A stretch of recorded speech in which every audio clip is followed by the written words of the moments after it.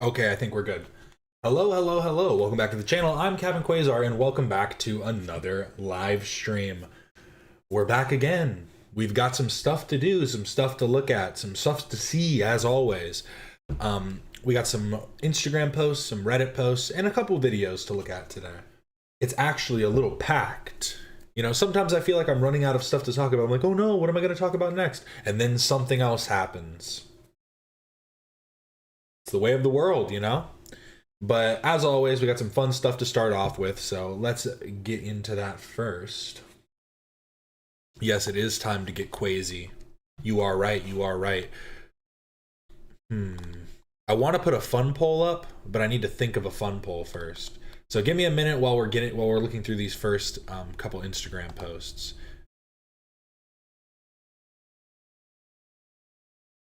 It's crazy how much more organized you are as a streamer than iDubbbz.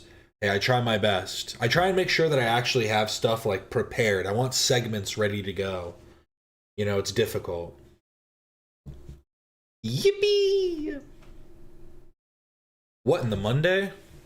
We got Garfield on deck, ready to go, because Garfield do be hating Mondays. This is one of my favorite shirts, because I've shown this before. It's one of the shirts that has the back on it. I'm pretty sure it's just from like a Chinese website, not gonna lie.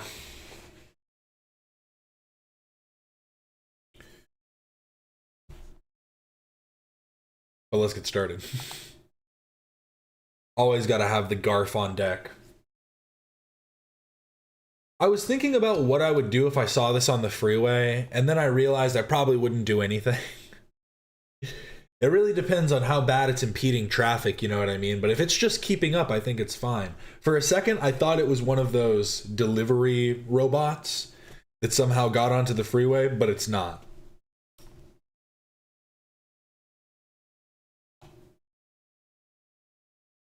Captain, I haven't told you about my video for tomorrow. It's almost done, and I'm so excited to drop it. My video's getting almost done, too. It's about 2 hours long. It's a little over 2 hours, I think. But my video's looking pretty good. I'm excited to see what you've got, though. Don't give me too many spoilers, because then I can check it out on stream, and we can give a little reaction. I'm super excited for that, but I'll make sure to give you a couple days first. Make sure you get all the viewers. I'll get all the views first, and then I'll give my reaction. That's how you give a quality reaction, you know? You want to make sure that people have a little bit of insight first to go along with you, but let's check this out. This is an RC car on the freeway. Had to pull out for old time's sakes. 80 miles per hour, man. She running. Good old Traxxas. Traxxas, that's the way to go if you're going to buy an RC car, man.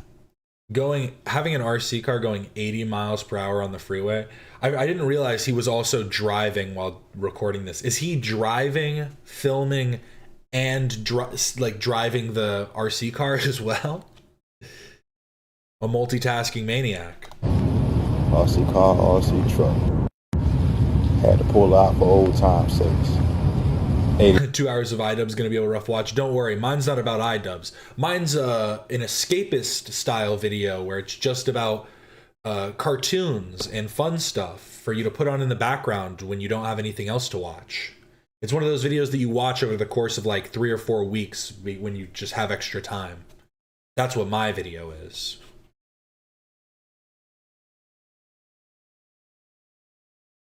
Or is Alex's also going to be 2 hours? Ooh, 2 hours about iDubbbz? I'm ready for it. You know, I used to. Mine is almost about 2 hours. Yeah, 2 hours about iDubbbz. I think I am ready for that, honestly. It's been a while since I've gotten some long iDubbbz content. When was the content cop? It's been a minute now. But yeah. What do we think about this, though? Would you drive next to this on the freeway? 80 miles per hour, man. She running. Good old Traxxas. Traxxas, that's the way to go if you're going to buy an RC car, man. RC car, RC truck. RC car, RC truck.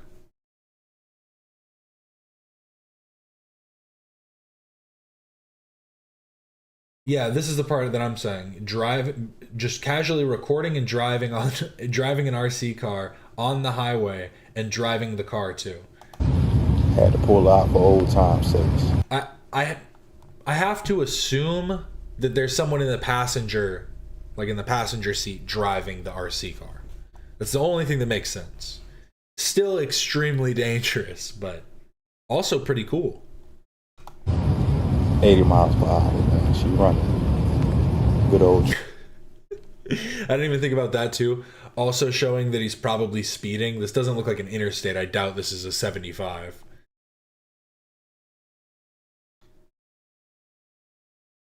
What are you gonna do? Pull him over?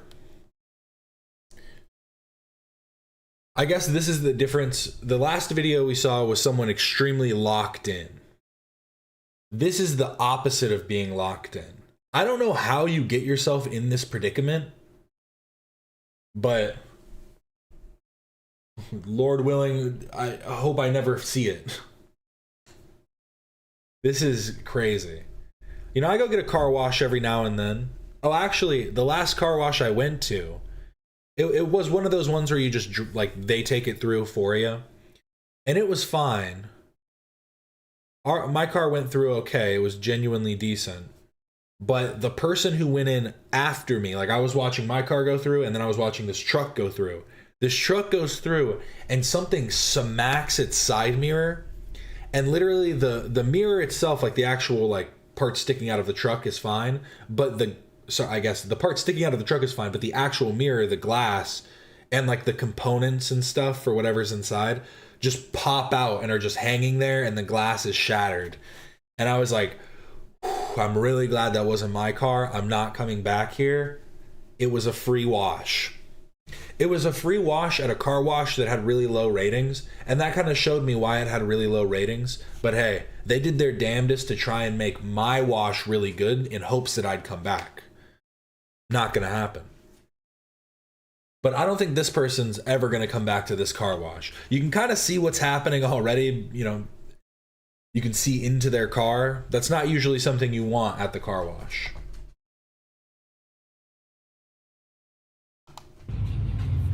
Oh, it's hitting it. Oh, it fucking smoked it. Oh, no. When I first watched this video, I didn't notice. You can see the nozzle. It slightly turns perfect. It just turns 90 degrees perfect. Just to shoot water directly in the back of this car onto all of the groceries. And here's the thing. I saw there's a bunch of people in the comments arguing, why are you getting groceries and then going to the car wash? Why wouldn't you take the groceries home and then go get the car wash? And other people are going, because it's on the way home and da da da, coming up with all these, you know, everyone's arguing back and forth. I think the clearest argument against having groceries in the car during the car wash is, are you just washing the outside? Are you not going to do a vacuum? Because I like to do at least a light vacuum in the car, you know. I might not get every little thing, but I pull off to where they have the vacuum parts and I get out as much as I can. If I'm coming for the car wash, it's like I'm going to make sure I'm good for a minute. But I guess you don't need to vacuum it out when you've already washed it out, right? Oh, it's gonna spray inside in all the groceries. Do it, yes! Hard spray too. Oh, fuck me! Oh, it's... Yes! It gets worse! I think I see some bread. Looks like a thing of bread. Chips. The chips will be fine. I saw a video where a bag of Dorito, I think it was literally a bag of nacho cheese Doritos, survived a house fire. I can't even.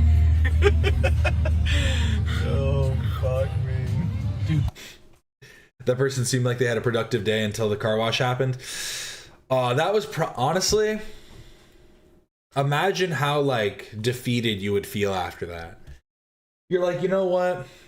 I'm going to do it today. I'm going to really get my shit in order, make sure that I get everything done today so that I can have a good week, you know, next couple weeks. It looks like they did a decent grocerying for a minute, decent grocery shopping for a minute. And And then you're like, okay, you know, got my grocery shopping done. Let me go to the car wash now, get a nice car wash done. My car's gonna look nice and fresh going to work. Oh, it's gonna be a good week. And then this happens. And again, like, not only does it, I'm thinking that it might have broken the like hatch door, but I could be wrong. I just don't know how this would have opened on its own.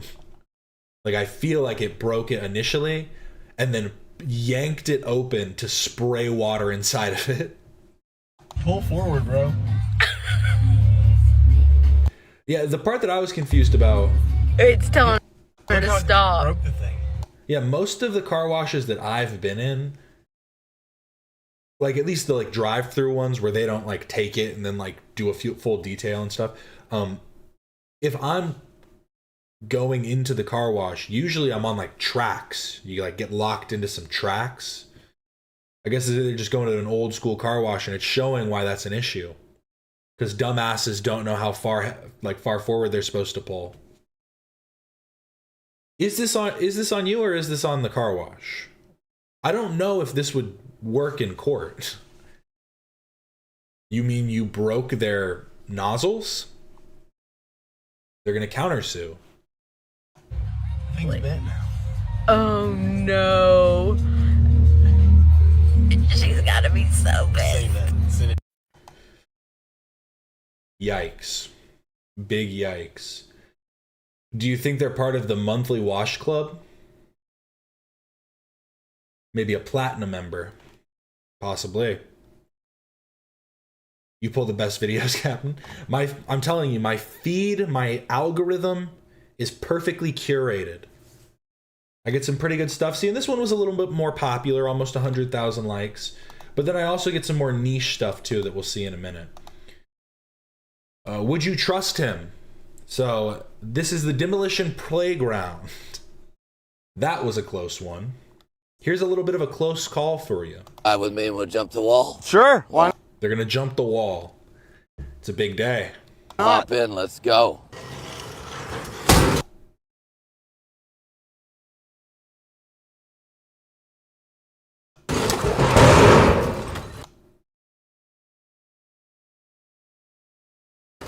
You gotta know, I saved your life today. I said, man, I love this video so much. His acting is so good. You know, I saved your life today. I sensed the gas pedal was sticking there at the takeoff. Yep.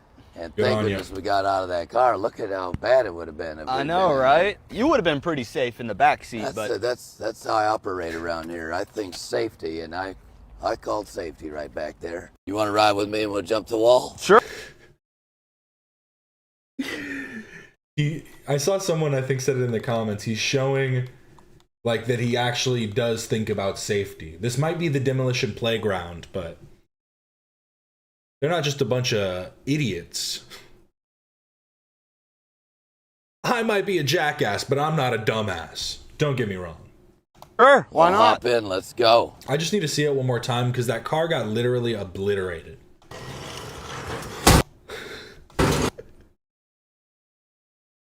They really just threw a brick on the gas pedal. Amazing.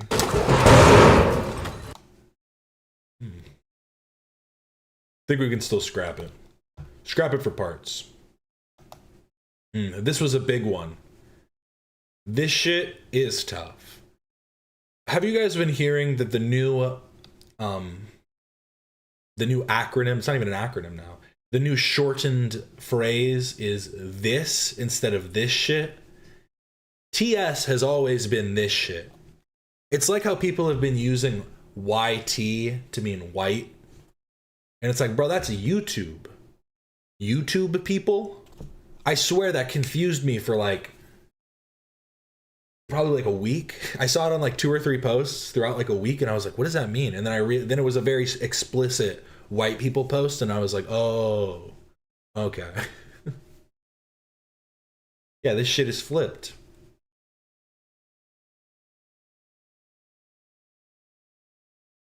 I'm trying to think of what other ones there are. There's a couple that have changed in the same way. But regardless. Take 6, 7. Take 6, 7. 2, 3, 1. She gon' call me baby boo. She gon' call me baby boo. She gon' call me, she gon' call me, she gon' call me baby boo. I don't know what they're saying, but it sounds like they're saying, she gon' call me baby boo. That's what I'm hearing. I did it. Yes. Did you do it? Yes. 7. Take 6, 7.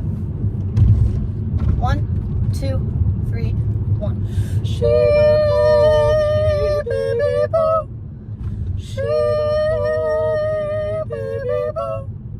She gon' call me, she gon' call me, she gon' call me baby boo. Is that what they're saying? I think it might be. And someone had to point it out. White families actually do this in cars. They do. It's a common occurrence. If your parent isn't if your parent isn't driving drunk, then you're doing this. Those are the two options.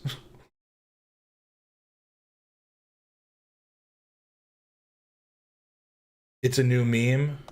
She gon' call me baby boo is a new meme. They're getting too elaborate.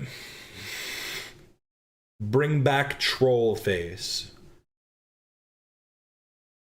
Oh, here's a little song for you. Or maybe I should save this for tomorrow. No, we're going to play it today. I have some more music Instagram posts that I'll save for tomorrow. But this is Langston Murphy, day 117 of songwriting until 10K followers. This is his new original song, Different Locations. The Florida coast, ocean waves, rocking them shores. And I'm from Texas. She goes fishing and she goes home. I go fishing and I go home. And I know that we are similar. We call different places home. She calls that coast her home. And I already know that we are from different locations. But say the word and I'll be in Miami before the sun. Kid has a long way to go. He needs to try some new locations, maybe. See, here's the thing.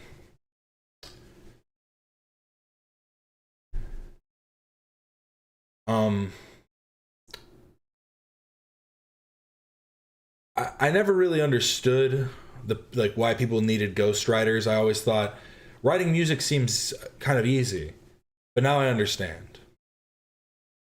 You don't need songs that are anything crazy. That's why I think punk rock is a good place to start, because not even necessarily making punk rock music, but listening to songs that are in the punk rock genre will help you break down and break away from that very like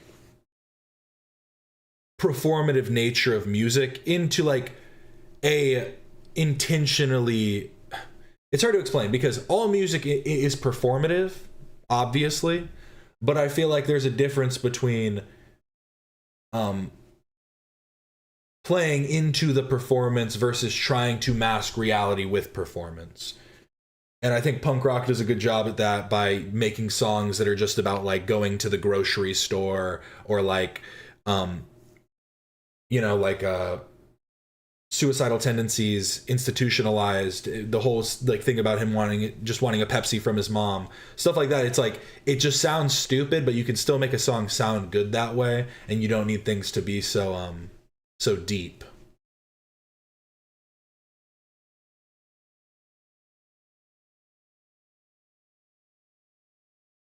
Does he think singing on the mountain will counteract how flat he is? See, I think another problem with it is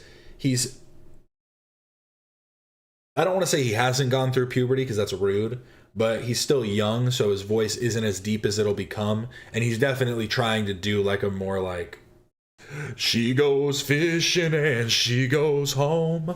I go fishing and I go home. He was trying to do like something a little bit more sultry, a little bit. And it's like, you got to work with what you have in the moment.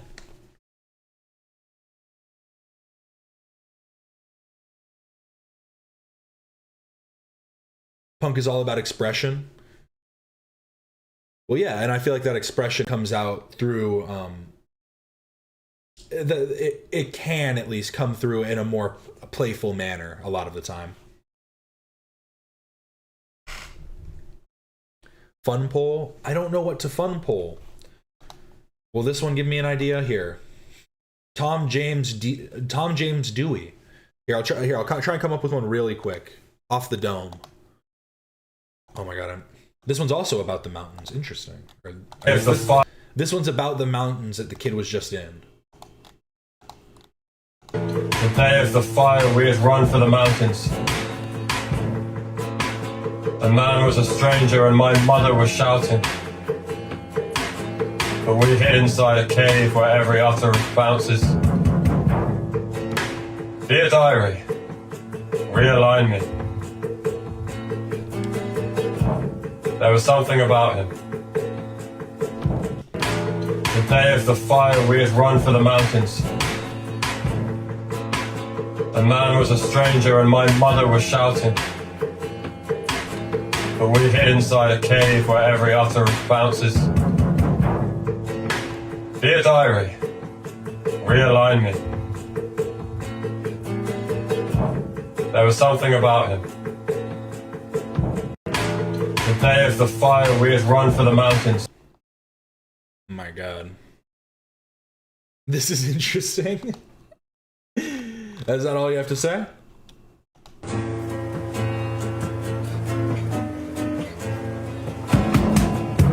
Goofing around in the garage. Prompt was, the child who is not embraced by the village will burn it down to feel its warmth. That's a kind of a long prompt, but okay.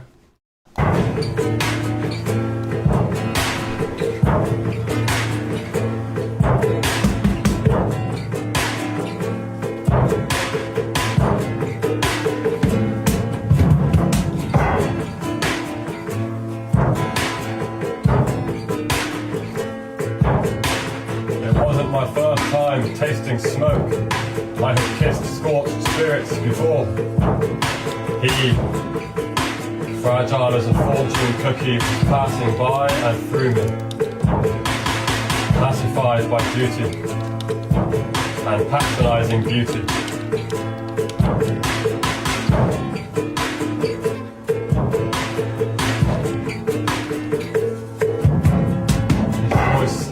Like twisted wood as he surrendered its sound to the sky. I don't believe in you and I, don't believe in you and I.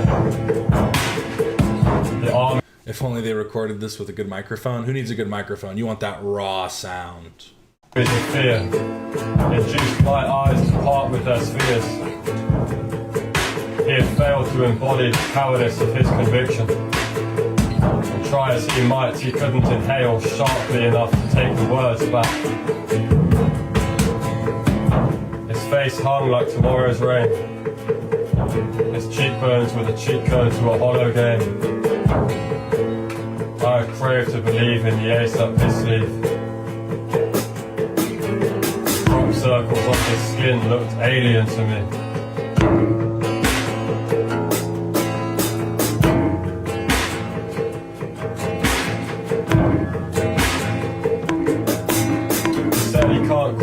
The guilt that he's under.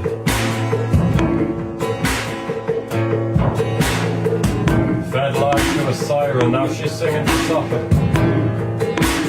Tyranny's thunder, from which I am willfully sundered.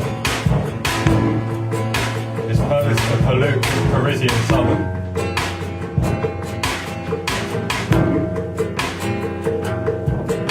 The day of the fire we had run for the mountain. It's an interactive music experience. You get it. You understand. It goes on a little bit too long. So, oh, is this actually, are these the lyrics?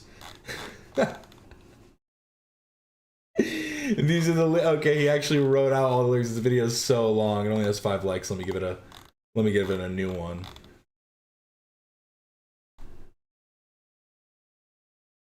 There's no way that he memorized this. You think he had to listen to it a bunch of times to write it down? Proof that every song could use a bong. They just haven't tried it out enough in new age music.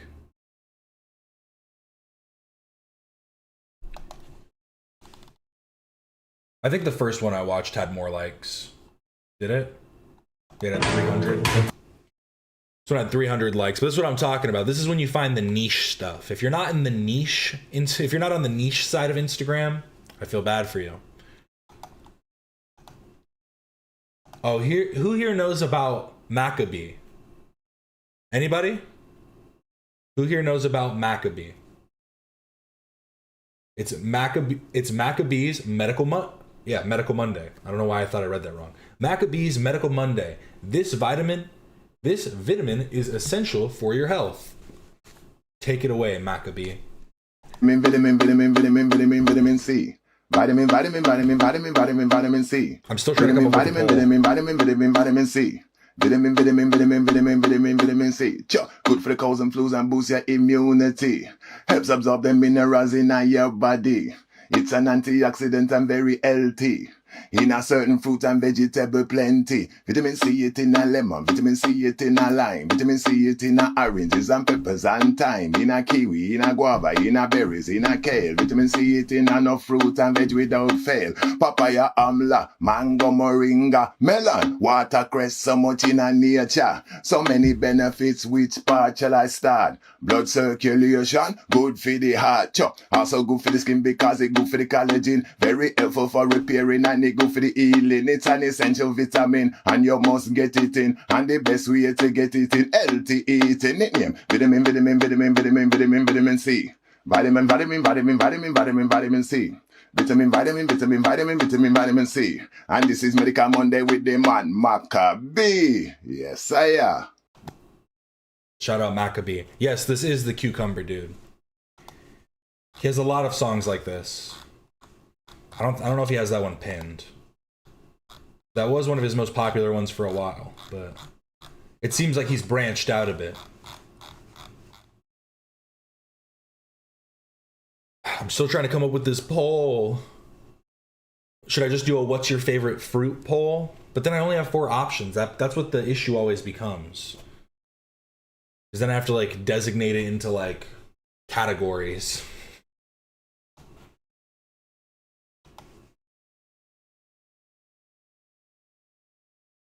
I don't remember what this one is. So the Arborson is a... Yes, the Arborson. I don't know if I like how this sounds, to be honest. This sounds like something you'd hear while in a panic in the forest while being chased by a spirit. That's the only way I can describe this. French friction idiophone with roots in Papua New Guinea. And this new one I made from redwood, which came from a decommissioned New York City water tower that was given to me by my friend Thomas Beale. In this video, I'm using some extreme new techniques I developed that reveal more of the sonic roughness of the Arborson, more crazy sounds, more bowing on the side of the instrument to reveal upper harmonics, and more scraping sounds that you can only achieve with my specific blend of rubbing alcohol rosin and Neutrogena hand cream.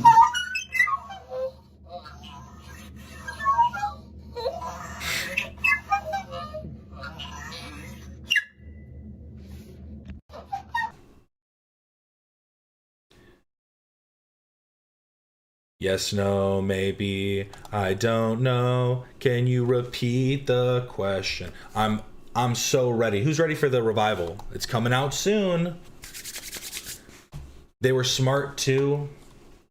They have Linwood Boomer on it. They have, it's only gonna be a 4-part little episode series. Gonna refresh. Ooh, Malcolm in the Middle.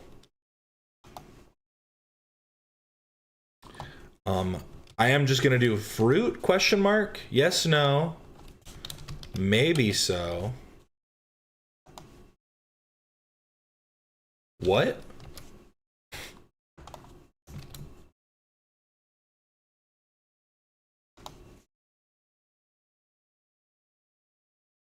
It's the best I can do today. I'm sorry.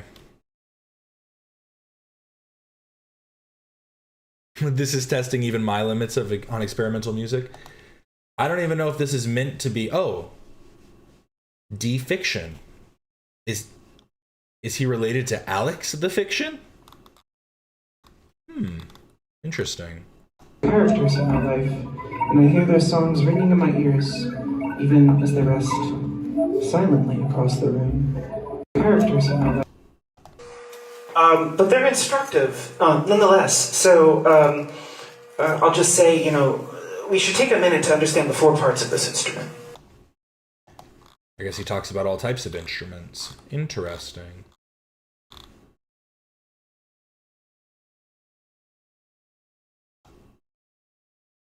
A lot there.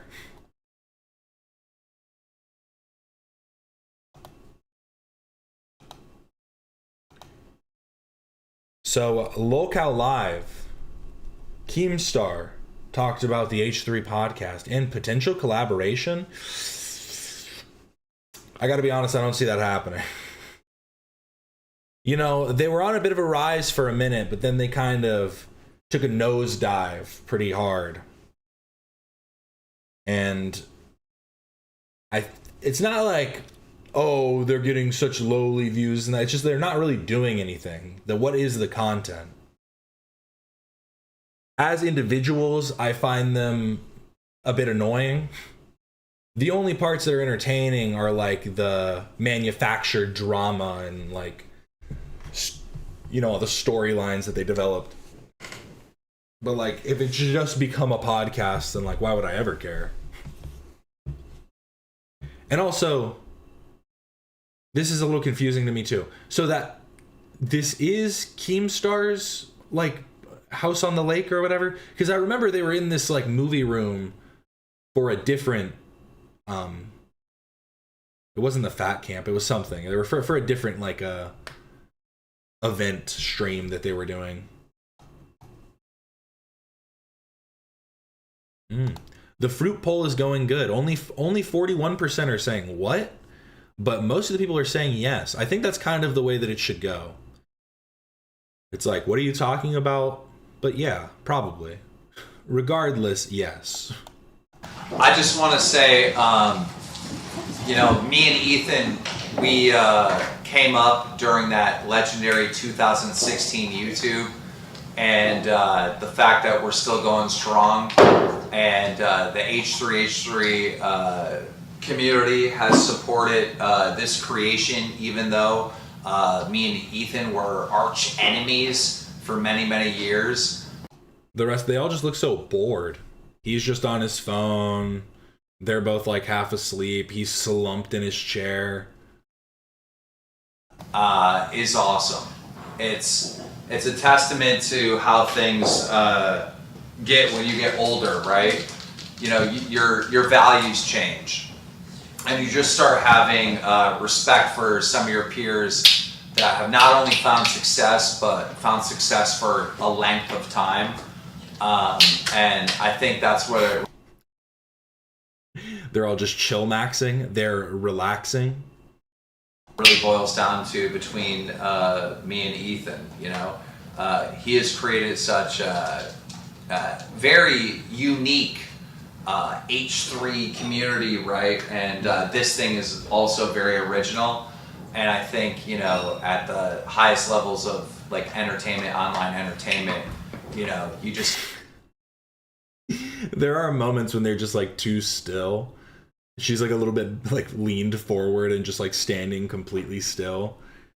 The only thing moving is Desi kicking her foot back and forth. Get to the point of like, okay, yeah, we might not like each other, we might disagree on a lot of stuff, but there is a level of respect there, and I'm very happy that we've got that level of respect and praise from H3, and as you can see, we're very grateful, and we try to give it back when we can. Thank you. Shout out, big shout out. And yeah, I don't think a potential collaboration is on the horizon at all, especially when stuff like this is happening. And here's the thing. I've seen some discourse. This is getting downvoted quite a bit on this post. I have my opinions we'll talk about, but the poster said, Lolcow host choke slams woman. Keemstar covers it up. I hope Ethan covers this so it doesn't get swept away. I think the poster is overreacting a smidge. What I think happens here is all around pretty bad. But I also don't think it's necessary for Ethan to call out the LolcowLive podcast as if they were ever upstanding citizens. Yes, another slamming type incident.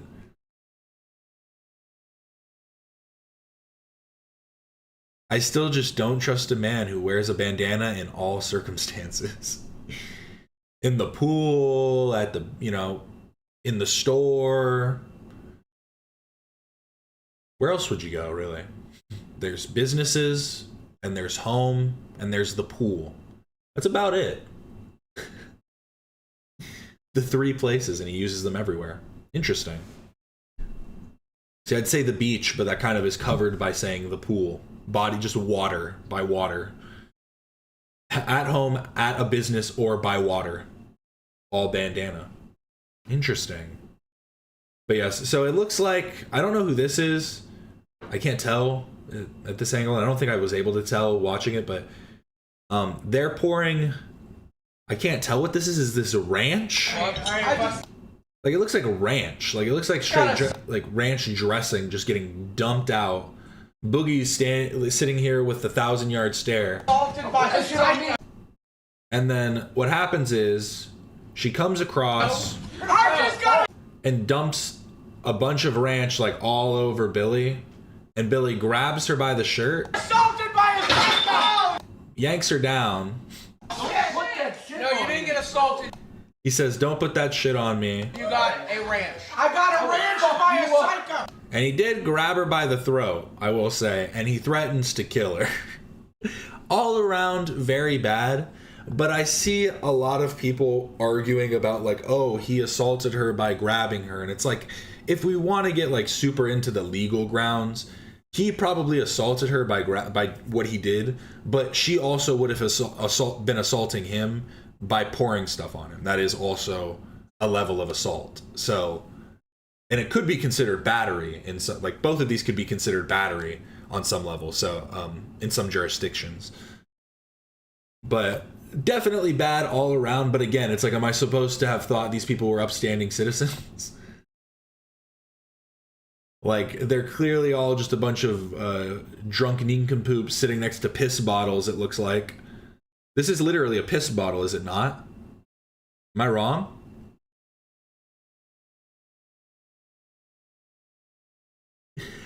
Yeah, no, you didn't get assaulted. Yeah, I heard Boogie say that. I don't know who he was talking to. He might have been talking to somebody else. No, you didn't get Yeah, he's talking to somebody on the other side. He's not even talking to them. He's watching this go on, and then he looks at somebody else and goes, no, you didn't get assaulted. No, you didn't get assaulted. You got a ranch. I got a ranch by. Yeah, see, he's saying you got a ranch because she poured ranch on him. And again, that is assault. That is assault. And again, if we want to argue about what's worse or what's bad, I don't think that this was a justifiable response. He definitely responded poorly. But again, this is LolcowLive. Just a bunch of nincompoops. Thank you. That's a perfect way to sum it up. That's totally a piss bottle. A bunch of nincompoops hanging around piss bottles.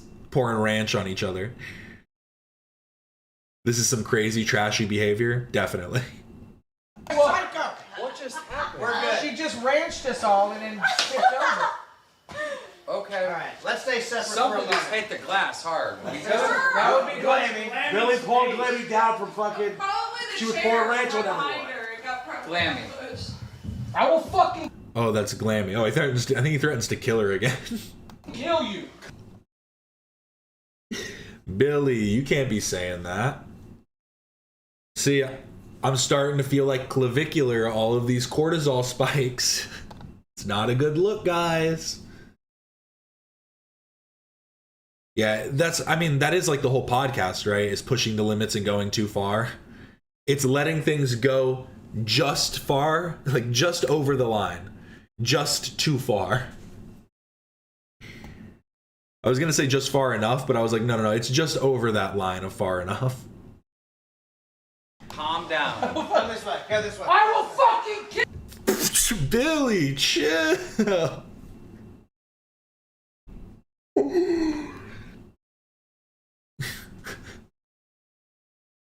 Kill you. Go. This is not a fucking game. His cortisol levels are through the roof. Have just reviewed the footage, and Glammy clearly fell, and Billy didn't do anything wrong. Okay, Keemstar, you didn't need to add this little bit afterwards. He didn't choke slam her, but he grabbed her by the shirt, yanked her down, and then grabbed her throat. Crazy, regardless of what she did beforehand. That is crazy to do, don't get me wrong. And yeah, you try and act like he did nothing wrong. No. Honestly, he should have just, caused more of a shitstorm to you to be like, she's fucking causing a mess, getting everybody disgusting. Yeah, you so mad, come and get me, boy. Yeah, he wasn't mad enough to stand up, though. That was the whole thing.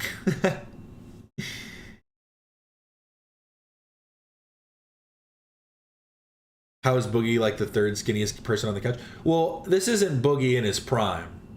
Boogie's lost a lot of weight. I don't know who this guy is.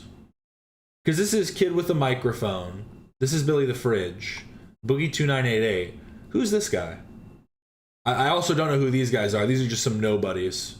Probably part of some other podcast, but... I guess, yeah, who are these three guys? Are they part of some other show? This guy looks like mini Keemstar. He's Keemstar Light. Yeah, she slipped. He was trying to hold her up. Don't! They're doing the fucking Frozen challenge again. Yeah, she slipped. He was trying to hold her up. Don't fall, Glammy! And that's what happened. Yay! Hell yeah, dude. There could have been a moment where Billy got a quick jab in Glammy's face, but Tech Protect walked right in front of the camera. I wouldn't fucking hit Glammy. You threatened to kill her, Billy. Is that Jugga Joe? I think they're all Jugga Joe. Every person sitting on this couch, and Keemstar, every one of them's Jugga Joe. That's Jason the Stove? Okay. Jason the Stove, 3711, that's his name?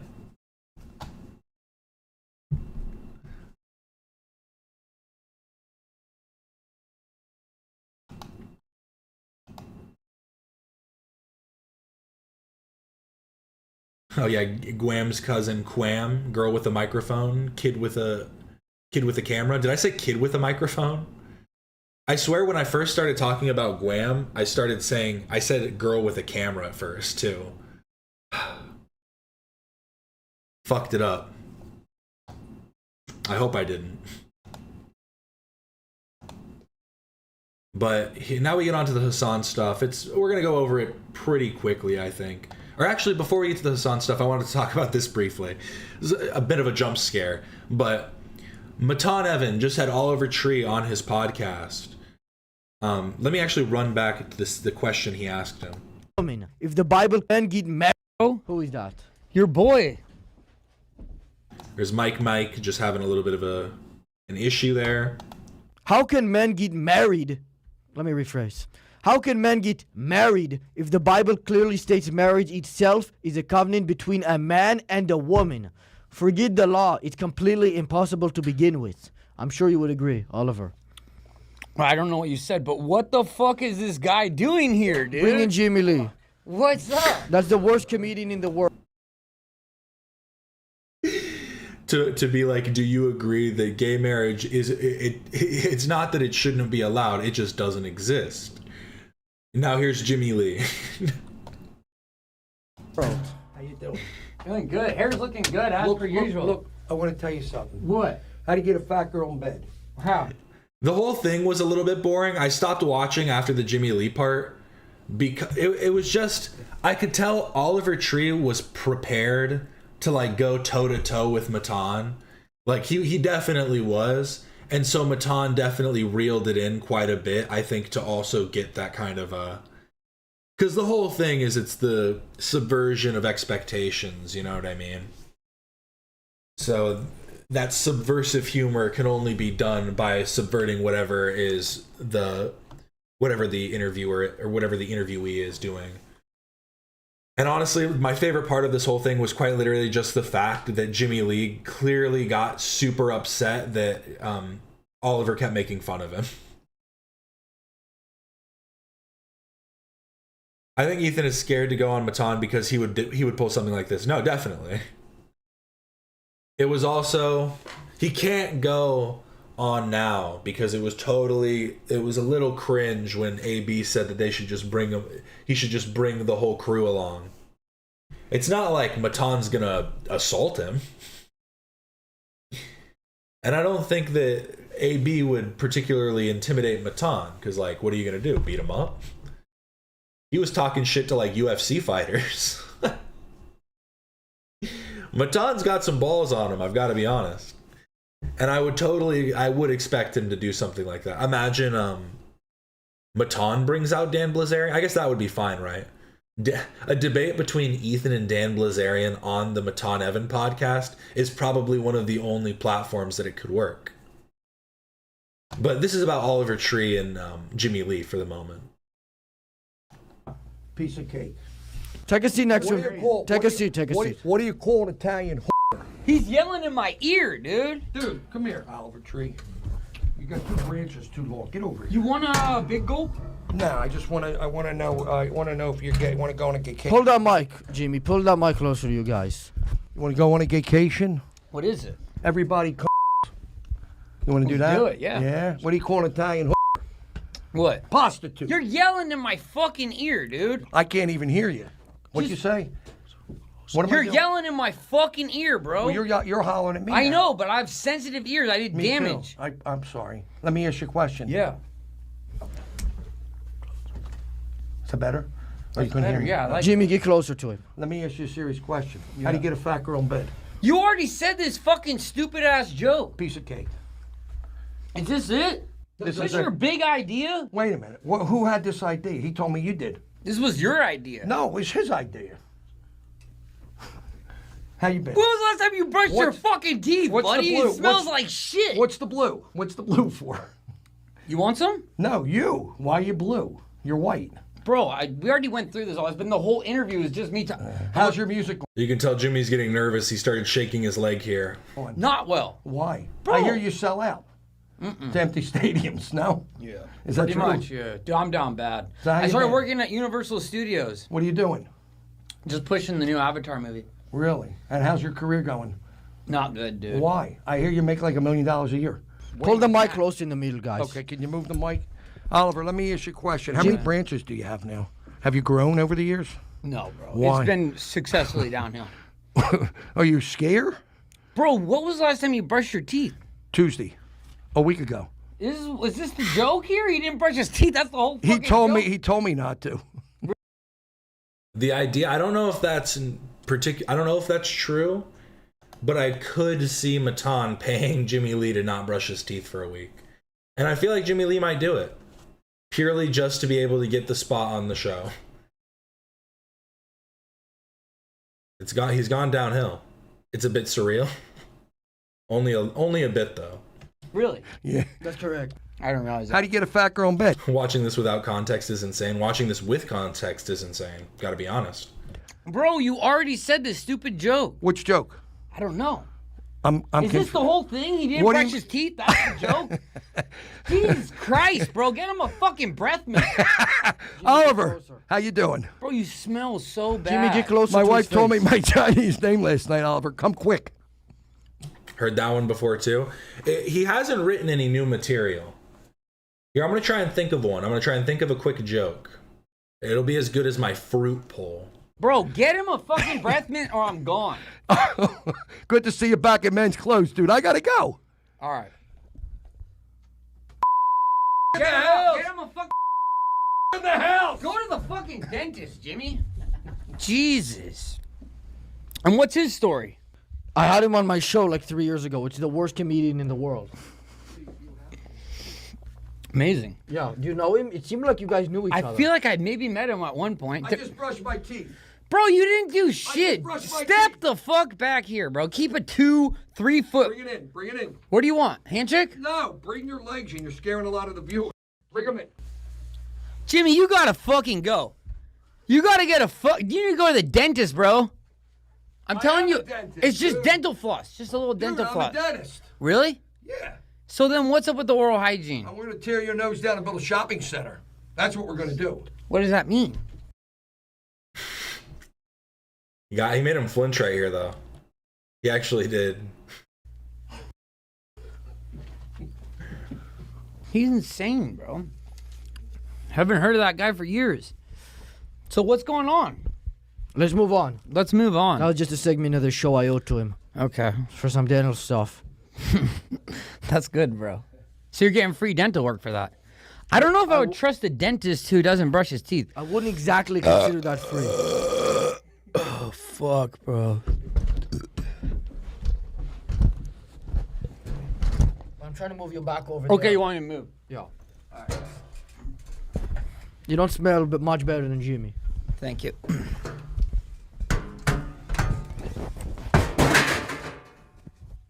Great podcast. Sorry, I couldn't come up with any racist Jimmy Lee jokes. My bad. I couldn't off the dome come up with any racist or sexist Jimmy Lee jokes. What do you call a sad strawberry? I don't know what. But now we're going to talk about Hasan. Interesting video about Hasan lying to his fans about vacation in Cuba. Hope this is allowed. He even had a great angle to say he's not gonna do what the US wants him to do and wants to support Cuban government because he thinks US is bad. But no, he goes with this easily debunkable lie. This streamer, Hasan Piker, who has millions of followers, went to Cuba and justified why he was staying in a 5-star hotel. Only problem is he's completely either so fucking stupid he doesn't even know anything about Cuba, or he's deliberately lying to his viewers. And I'm going to prove it. Watch this. Tourism is the lifeline for the Cuban economy as it stands currently. The government has very limited resources, and the American government makes it illegal for Americans to stay wherever they want when they're in Cuba. They have to stay in what they've declared as 5-star hotels. It's actually the opposite, Hasan. This is the U.S. government's prohibited... It's not fully the opposite. It's, yes, there's a prohibited accommodation list, and I looked at it, and it's very specific. Let me see if she says it. accommodations list while you're in Cuba. This list is all of the major hotels because the US government doesn't want Americans supporting the regime. They want you to stay in local places to support the local Cuban people. Look what's on here. Iberostar selection.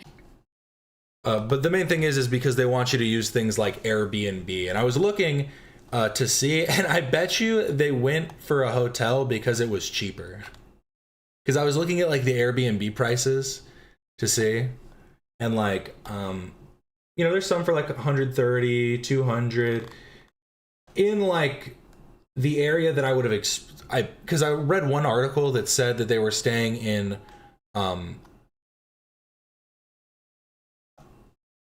it said Grand Hotel Bristol Habana Vija Melia Collection and others, but this made sense because it's across from the Cuban capital. And so that kind of made sense to me that it would probably be in this general area, especially seemingly having been like supported by the Cuban government. But the way it seems though is that they just want you to use like more, like, because the tourist system in Cuba is almost completely like controlled by the government. Yeah, Tickler says that the Cuban government sponsored the whole trip. Well, the way it seems is, I don't think that they sponsored everybody, but I guess I don't know. We don't know if they sponsored everybody, but I'm pretty sure Hasan specifically said himself that, I think he specifically said himself that he was talking with members of in the government or something, or that they talked to his team or something like that. Havana, Torre K, Iberostar Parque Central, and likely where he's staying, Gran Hotel Manzana Kempinski. See, because all of these hotels, 51% of the ownership is the Cuban government. So when you stay here, you're supporting the Cuban government. Hasan, you're either Well, the thing is, I think Hasan does support the Cuban government, though, right? He supports the Cuban revolution. And it's like, yeah, there are obviously things that were bad, that like are not good. But he's outlined it so clearly.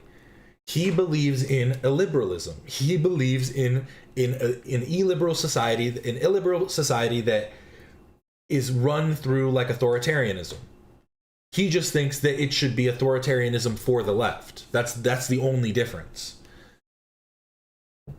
And it's like, I don't know, there's obviously issues with the imposition that America has over Cuba with the embargo, but like that doesn't mean that Cuba has done, the Cuban government has done its people a service through like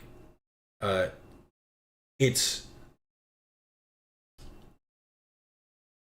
own economy, and then also in the in its relations in other like countries within Latin America as well. Like it's just like it's just stupid to me to support any of these governments in opposition to the other. Yeah, they all probably have things that we could benefit from, but it's like if you are going to speak down on America the way that you do, it seems like you should have at least some kind of nuance in the other direction as well.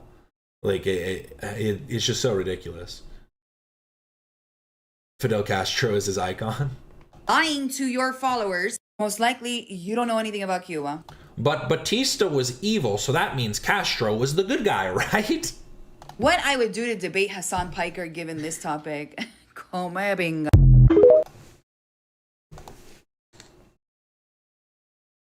Yeah, I was gonna show that in just a second. He wasn't there very long. I guess I can show. I always do that. I always accidentally close the fucking page I'm trying to show. I was saying, that was the clip. That was just the clip. I was gonna show it if we needed to see it, or I guess I could show it again because she didn't show like any of it. Yeah. I was saying, tourism is the lifeline for the Cuban economy as it stands currently. The government has very limited resources, and the American government makes it illegal for Americans to stay wherever they want when they're in Cuba. They have to stay in what they've declared as 5-star hotels, right? I'm telling you all this because, like, even the 5-star hotels are not like, it's not like, it's what the American government has declared 5-star hotels. But regardless. Did he actually help anyone? I mean, it seems like they were doing some humanitarian stuff when they weren't like going to a concert or whatever, but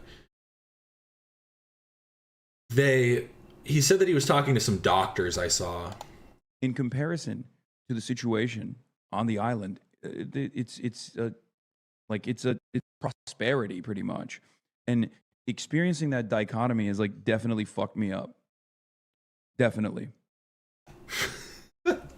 It's literally just actually a cartoon because sipping the espresso. Fuck it. Not like, it's not like it's what the American government has declared 5-star hotels. But regardless, in comparison to the situation on the island, it's prosperity pretty much. And experiencing that dichotomy has like definitely fucked me up. Definitely. Like if I were to ever, not Pinky's up, Hasan. Ever, but like I hope to come back, and when I do, I'll probably not abide by the American restrictions. I mean, to be fair, I guess they might track you. I don't know. Is the U.S. government really tracking you that much where they're going to know where you're staying in Cuba? I know in some countries they will ask you when you get there, like, what's going on, where you staying. Like, Japan is very specific about who they let into the country. Like, if you don't have, like, a place to stay already, like, lined up, you're going to have some issues trying to get into Japan.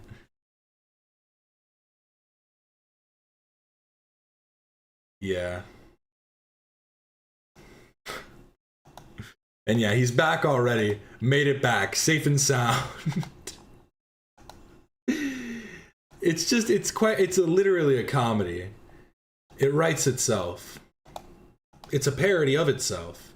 And Hasan and Co. attended Tankbala. Tankbala? These dumb motherfuckers went to Cuba to throw a rave for themselves with the last drop of oil on the island.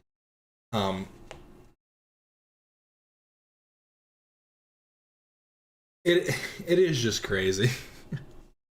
And I think this is the post where, or no, there was one of these posts where Grape Tickler commented underneath it. Was it this one? Yeah. The band Kneecap tweets later that night, streets of Havana right now, full blackout across the entire island. Hospitals, nursing homes, people's lives, all in total darkness for U.S. imperialism. And we're spreading love through music. Rise up. And the thing is that's true in most cases when you aren't flying out from another country. Like some guy playing guitar in the street for his people during a blackout. That's like something that shows the resilience of humanity and stuff like that. You know what I mean? That's uplifting for the community. But I feel like this even conceptually is so, it's just fucking stupid. It's just so ridiculous.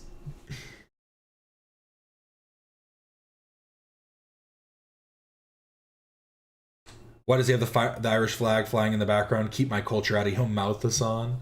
He's is Kneecap Irish? Yeah, they're an Irish band. They're from Belfast, Northern Ireland.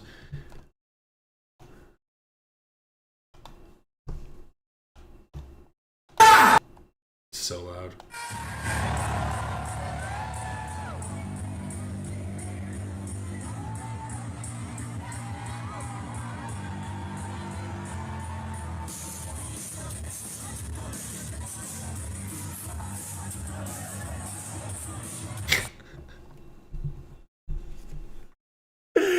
I just don't get it. I just don't.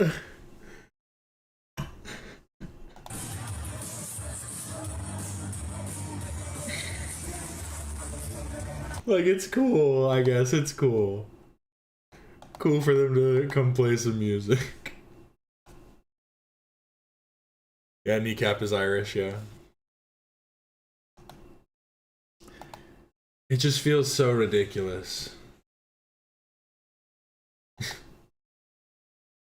To also be like, fuck, what's his name? Blah, blah, I don't want to get it wrong.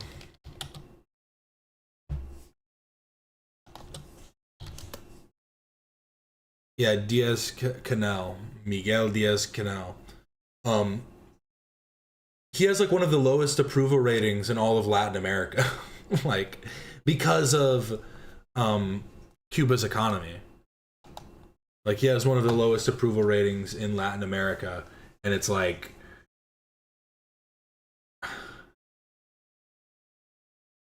and then again, that is mostly because of the economy. Like, don't think that it's because of the ideological reasons or whatever. But again, it's like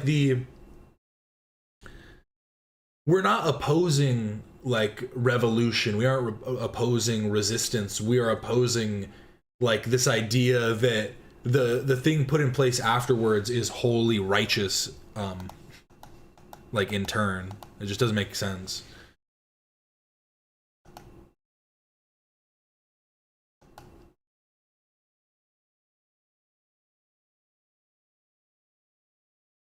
Yeah, I don't think the people of Cuba need a concert right now, though. It's so performative, literally. Like, on some level, I'm like, what else is Kneecap gonna do? But then I also think in the same thought, well, they could literally go do anything else. Like, I'm assuming some of these people are Cuban citizens that are coming here just as kind of like some escapism, like relief, you know, to kind of come and see a concert and kind of enjoy some separation from their harsh lives. But otherwise, if you were truly anybody that is just coming on, like, that's my hope. If any of these people came on the flotilla, then you could be out in the street helping somebody. You could be out doing something, making a difference. Yeah, is that not what you went there to do? But yeah.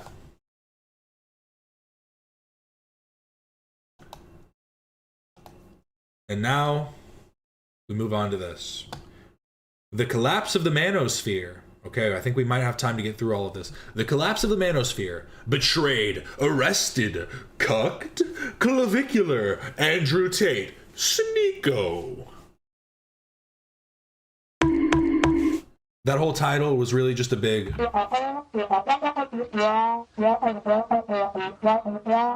Stoic. But yes, let's check this out.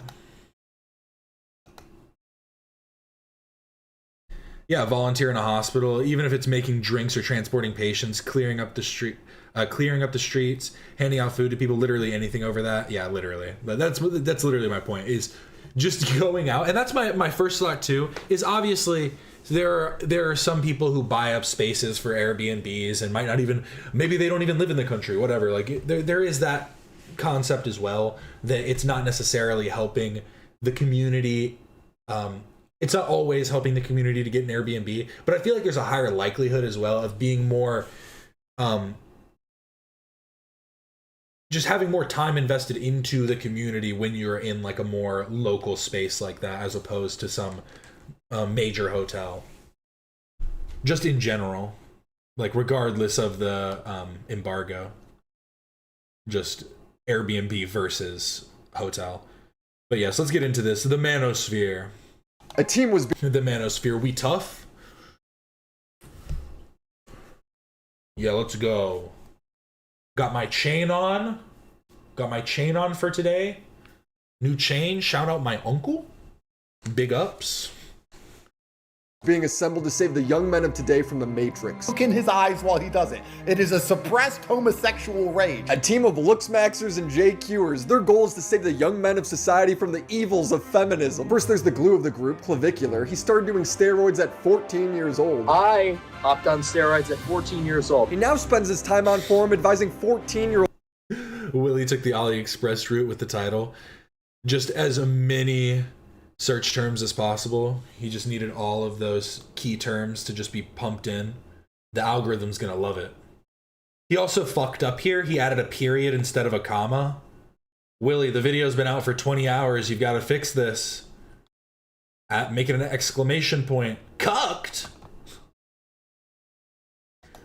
On which steroids to do. He's so dedicated to having thinner cheeks that he started microdosing meth. You think that I'm doing this as a form of entertainment when I have to stay up for 3 days in a row, high on crystal meth, right? Trying to suppress my appetite and get hollow cheeks. This may seem like a meme, but other streamers have seen him do it. I don't know if I'm being a... It's just a terrible method. How about you do this? Wait like 2 to 3 years when you're not 21 and you'll probably slim out a bit in your face. Like, it's quite literally. That's all it takes. And as long as you don't put on some extra pounds, you'll probably stay a little gaunt like you want. You think this shit's easy? I'm smoking a meth all day.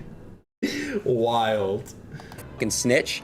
I've never seen someone snort meth. I literally witnessed Clav snort meth. Like, I swear to God, bro, I've never seen someone tweak off meth, like, in person, chat. This is a fucking horror story, right? I wish that I wasn't a fucking autist. His goal is to unify the Manosphere. Because we're all on the same mission, you know? That's what I tell Tate. It's like we are all advocating in some form for men's issues, right? So there's no reason. Yeah. Clavicular is IRL Dennis from It's Always Sunny. It's Always Sunny in Philadelphia. Dennis, he is clavicular. Clavicular, just give him 10 years. Because you could imagine that, right? Like, Dennis is a character. Maybe he was, like, a bit more, like, more suave. I know, you get what I'm saying. At least that's how it could come across when you're a bit younger. But give it 10 years, no. Clavicular always looks like a lost child to me. It's because he's, like, 20 or 21. Like, I think he might have just turned 21. Clavicular age. He's 20. He's still not even 21. He just turned 20. Yeah, he literally just turned 20. Crazy. Yeah, anti-feminism, speaking about, you know. He doesn't say anything else because that's the depth of this movement. Like the optics of you and the, like as the glue of the Manosphere, you know, the young kid on the block bringing everybody together. Then we have Andrew Tate, the self-proclaimed most famous man on the planet. I'm now the most famous Google. Oh, Andrew Tate's so goofy in everything I see him in.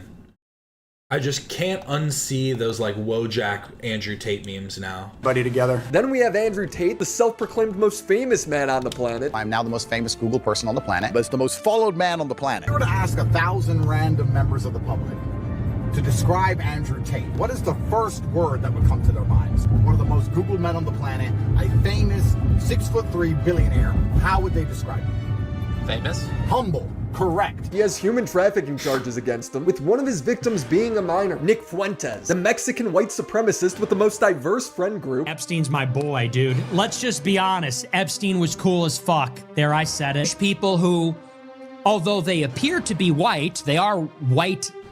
It's funny because Nick is also turning away from his audience a little bit. Like, I've seen quite a few clips of him, like, basically just shitting on his audience for being degenerates, even though it's like, I learned it from you, Dad. I learned it from you. I feel like it's that whole thing, but Nick Fuentes just believes that no, you guys are just idiots. We can talk about Hitler in a semi-ironic sense. You cannot be fully. It's just so stupid, so ridiculous. We can't be full Nazi. You never. Nick Fuentes was telling his audience to never go full Nazi, basically.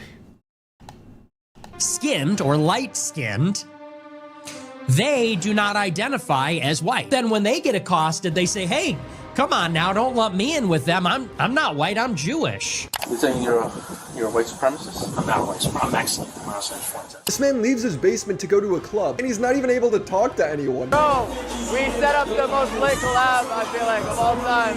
This is sick. As Nick sits there with a soda, miserable, talking himself off the ledge. Then we have Sneeko, the clown, the abused dog of the group. Everyone constantly mocks his religion, his ethnic background, his skin color. Hanging out with Sneeko, 1 second he's doing his like New York accent, talking about Pop Smoke, and then it's like, Bismillah. You're like, oh, all right, I think it's time for me to go. I think my Uber is here. Bro's like, Allahu Akbar. I'm like, dude, relax. It's jokes. These towel heads have no chill at all. Yet he's always crawling back to them, shaking their hands the next.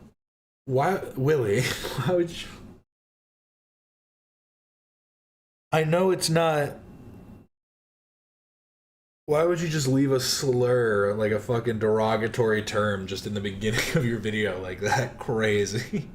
Next day. This is how he gets clout. They bring Sneeko on stream so their chat can bully him and make Sneeko unironically crash out. Sneeko is a sensitive brown clown.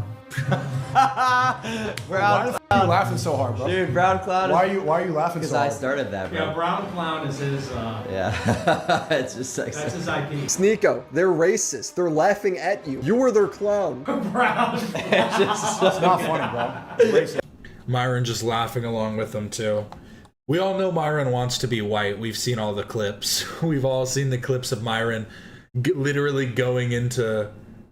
Didn't he literally say so? He was going into like these racist chat rooms, and didn't he literally say white people like us? Didn't he say something like that? It was something to that effect. It's okay. Fuck, stop saying that, bro. Dude, Stop. If I was brown, I'd be going through it if somebody called me that. And Sneeko's going through it right now. What the f, bro? What's the name? Sneeko to death? Lumpkin. Ban mods, ban that guy from. Ban him from the TTS. These names are really We're banning him. It's my TTS. Nah, he'd rather take the money. Sneeko is mad here, and his friends don't care. They are farming him. Ban him? Ban him. I can't ban TTS. Ban that. Sneeko, sensitive brown clown. Fuck you. Fuck you. This goes on for 40.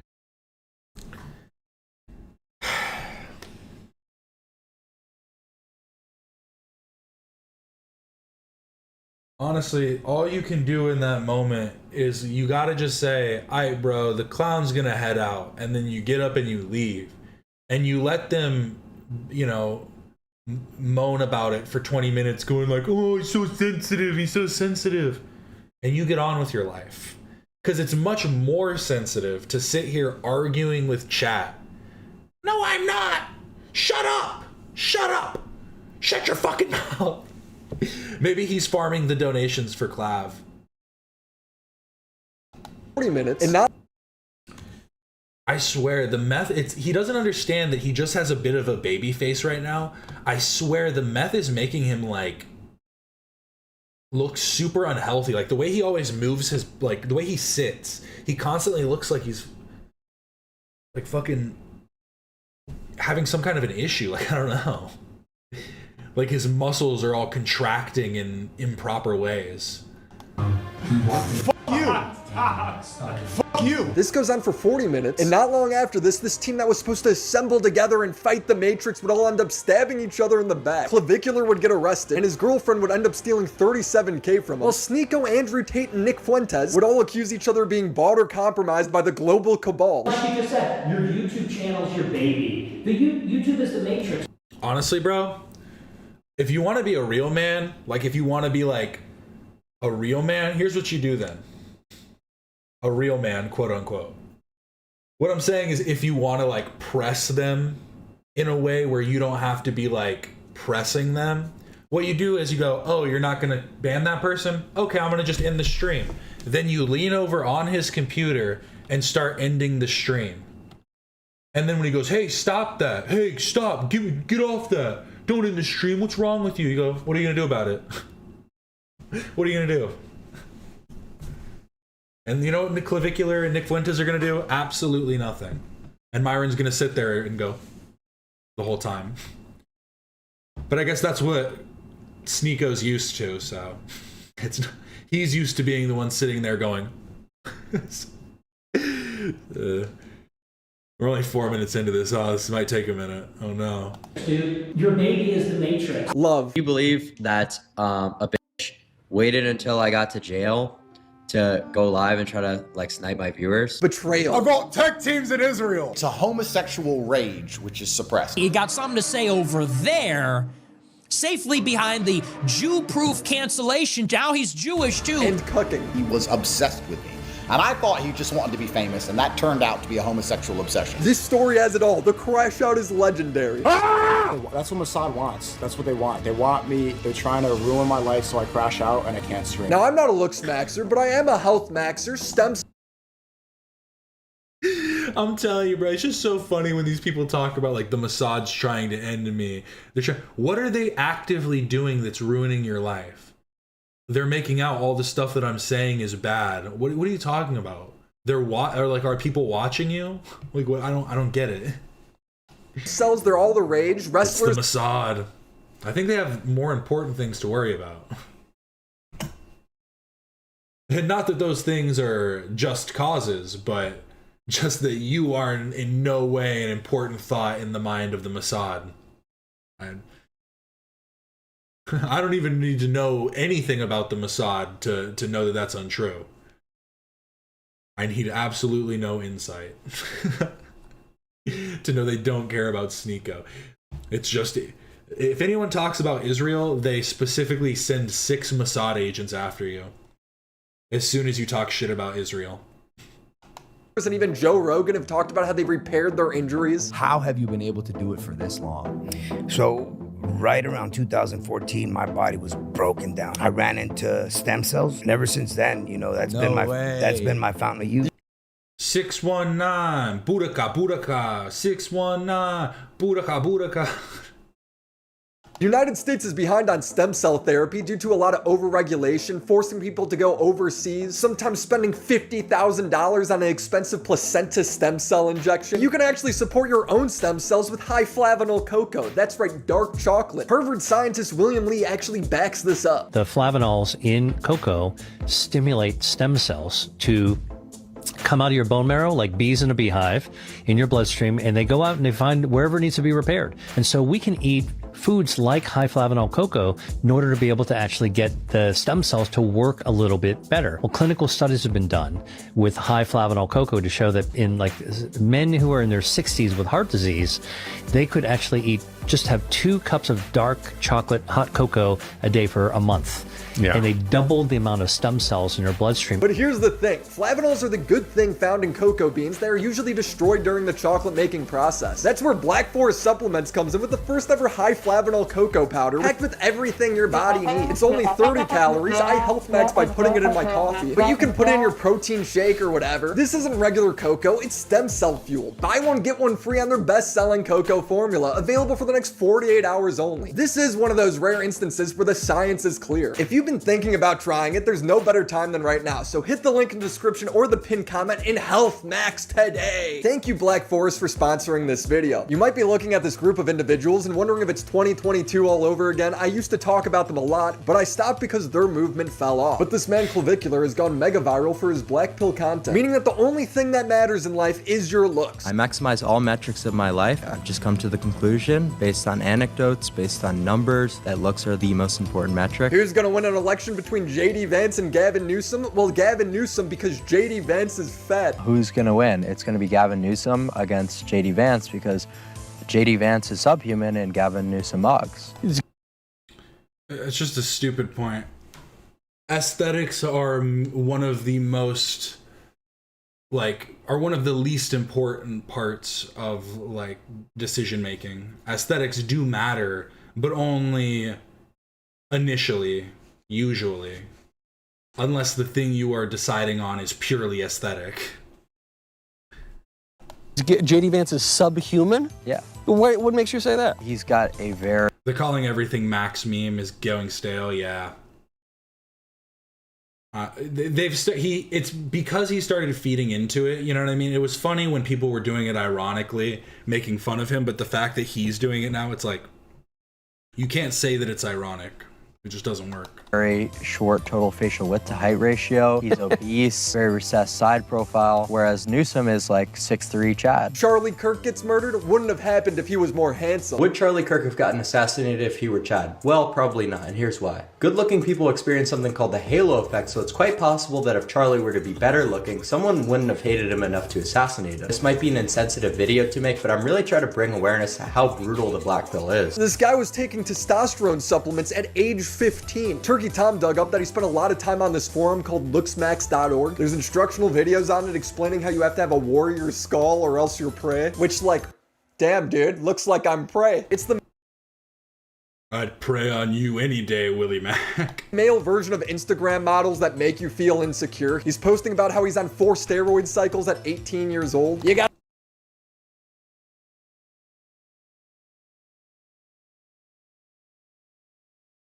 Yeah, JFK bodied because of the proliferation of TVs for the middle class, and he was gorgeous whilst his opponent was a greasy old man.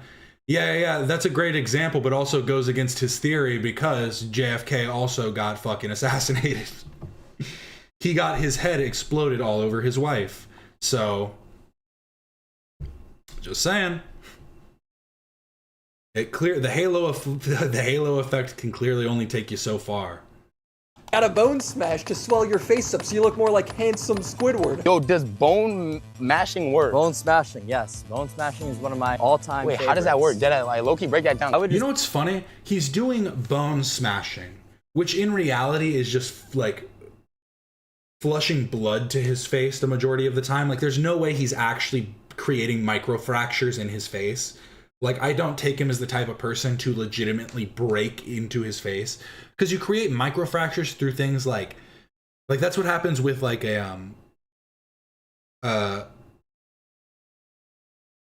Thai fighters and strengthening your knee, strengthening your shins.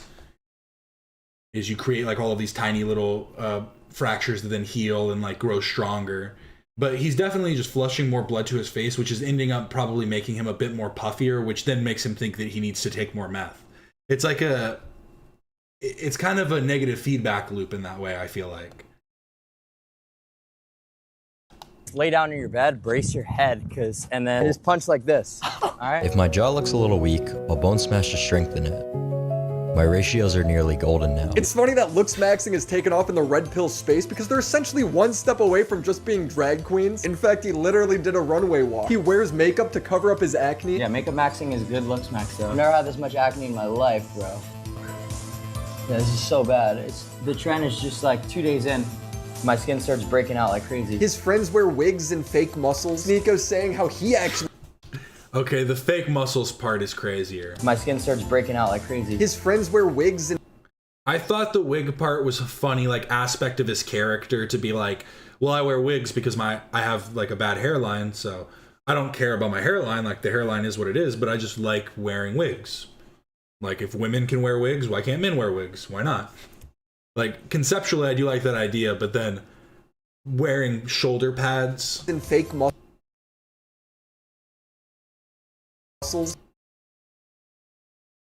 Nico's saying how he actually does better runway walks. And it's like doing a demonstration. Go walk right there. That's how you do a walk. That's how you do a walk. Did he just hit an R? I swear he just said the N-word with an R. Demonstration. Go walk right there. That's how you do a walk. He kind of did.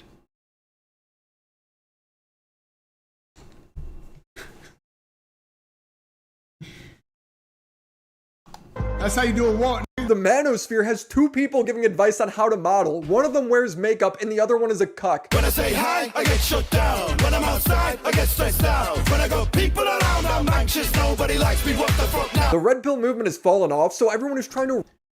The most homophobic men doing what gay men have done forever. They just haven't thought about it.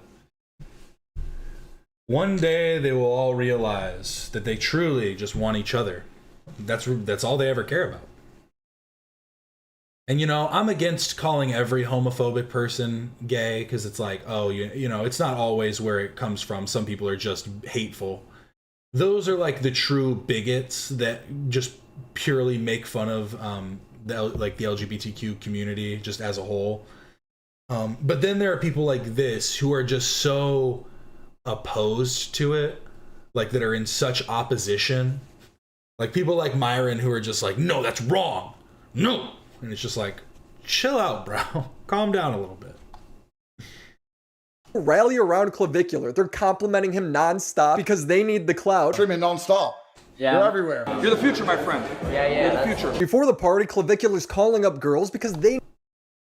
Fucking out. Clavicular, you don't realize... You're the future, my friend. Clavicular, you are not the future. You are looking at your future. Decide, is this what you want to be? Is this who you want to be?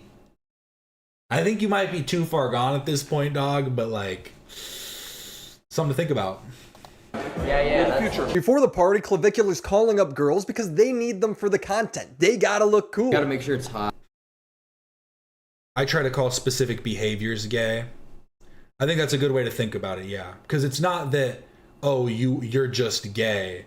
It's the act of seeking male approval as opposed to seeking like female approval. I feel like is inherently gay in itself. Like that just is. Not even in a negative way. It's just factually that is what it is. And again, and that's specifically about the aesthetic approval. It's all about the male gaze. He's gonna age like cheesecake in the sun. Yeah, there are layers. Like cake. Or an onion. Hot girls. You know any other hot girls? Yes. But he has to be rude so he can look cool in front of Sneeko. What I'm telling you, you gotta listen. Alright? The party's at 8. I don't give a shit about your dinner. So I'll see you at 8. I don't give a fuck, I'm telling you right now. Okay, so you Cornball. Corny activity. Don't do this. On them. The thing is if you truly have, like, here's the thing I've been thinking about a lot recently. There's a difference between commanding respect and demanding respect. When you command respect, you're somebody who is just, like, who people just want to respect. You present yourself in such a way that others feel as though they should respect you. Demanding respect is doing stuff like this, where you just speak down to everybody because you genuinely think they're lesser than you. We used to call anything gay, so it meant nothing. It lost all of its usage. We need to redefine, restructure. You know the details. Come or don't come, I don't give a fuck. I'll see you later. Yeah, she didn't show up. I get that he wants to come off as a badass pimp here, but the aura leaves the minute you ask Sneeko if you look cool or not. Is that a W call?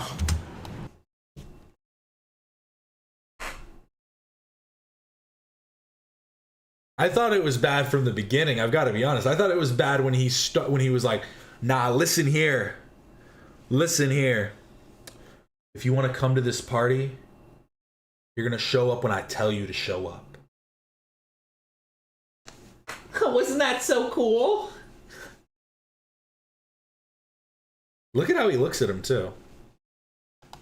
What did she say? I didn't even hear. Dude, I was like, come or don't come. She's like, oh, wait, I have a dinner at 9. I was like, I don't give. Honestly, kind of based Sneeko moment. He said, "What'd you say?" I wasn't paying attention. I wasn't listening to your fucking call. Why would I care about that? Yeah, it's like not your problem. Like, bitch, like, I give you the details, like, come. He's begging for Sneeko's approval. I like the optics of you and the, like, as the glue of the Manosphere. You know, the young kid on the block, bringing everybody together. We're all on the same mission, you know. That's what I tell Tate. So having a unified front for men and like a horrible society, a horrible dating market, is like kind of something we need. These guys would end up failing in their mission because by the end they would all accuse each other of being bought by Jews. We'll get to that later. A key part of this drama is that Nick and Sneeko are big Kanye fans. They spent Thanksgiving with him. Sneeko gets made fun of because he brought Baby Bell cheese to a billionaire's Thanksgiving. Sneeko brought a bag of Baby Bell cheese to a billionaire's Thanksgiving dinner, sent $20. W Sneeko. Because we were debating, we're like, what do we bring to this party? What are we supposed to bring? Should we bring anything? Is it impolite not to? He pulls up with a bag of Baby Bell cheeses. I was like, what is that for? He's like, well, cheese and wine. I was like, again, it's like a child's understanding of class. And it's okay to not understand it on some level. That's the thing that these guys don't understand. The thing these guys don't understand is that it's okay to not understand. It's okay to be unaware of things, to not know the proper etiquette, and to be taught it because of that. And like I think that is like the main problem with people like Clavicular, is he wants to be perfect. It's like, and you just can't. You're not going to. It's impossible. You can and will never be perfect, internally or externally. All you can do is try your best. And trying your best isn't beating your face in until it looks like, you know, this isn't SpongeBob. You aren't going to become handsome Squidward by getting hit by a door. Like, it's not the same thing. It just doesn't work. Claviculame. I like it. It's a good one. New name. Name-a-maxing? naturally, right. Great idea. No, but that's why we love Sneeko. He's known as the group idiot. I brought sparkling wine and I brought cheese to Thanksgiving dinner. You pull up to a dinner party, you bring something, you know? I mean, if it's Thanksgiving, oh my God, you guys are just so dumb. If you're pulling up to a Thanksgiving dinner, if you're pulling up to a party, yeah, you maybe bring some champagne, you bring some wine, whatever. If you're coming to a dinner party, you ask them, hey, is there anything that we can bring? Is there any sides that might be needed, or like we could bring a dessert? You ask the fucking question.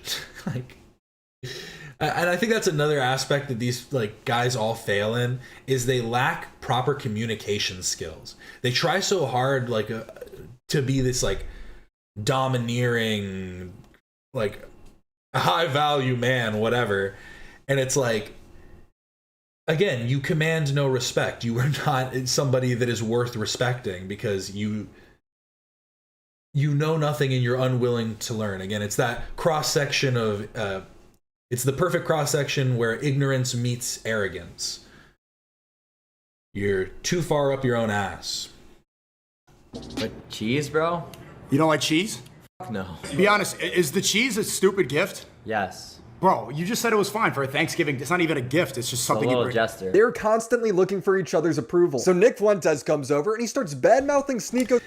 And you know that Clavicular only said that he didn't care about that because Sneeko didn't give a shit about the call.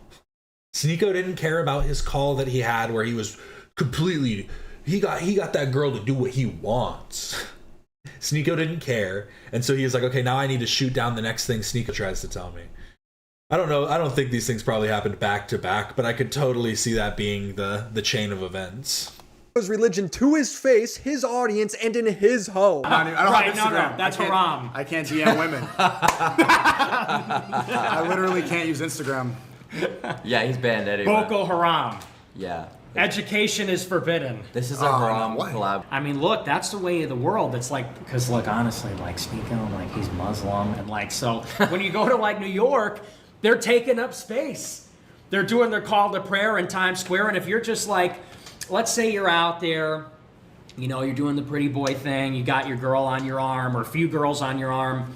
What if you get pressed by like 10 Muslims? He's saying you're gonna get mugged and gaped. Imagine being so mentally cucked that you have to collab with someone who thinks this way about your faith. It's pathetic. Clavicular then starts telling everyone that his meds made him infertile, but it's worth it to LooksMac. Seriously, in 2025, for people to ignore like all these like pharmaceutical advancements, like this patch I'm wearing that, Sam Bankman-Fried also wore, like M-Sam's allegedly. Jewish. Of course that's Sneeko's takeaway. Clavicular is mimicking the medication of a man who pulled off one of the biggest crypto schemes in history with FTX, stealing billions of dollars. That's who he idolizes. I'm afraid of the side effect. I want kids, Like what? man. I want a family.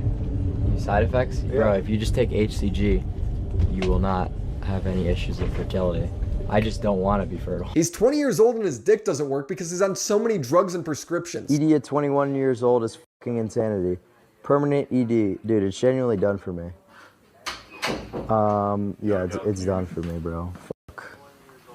It is so sad, though, that I can't fucking... Clavicular says he's autistic, but instead of being...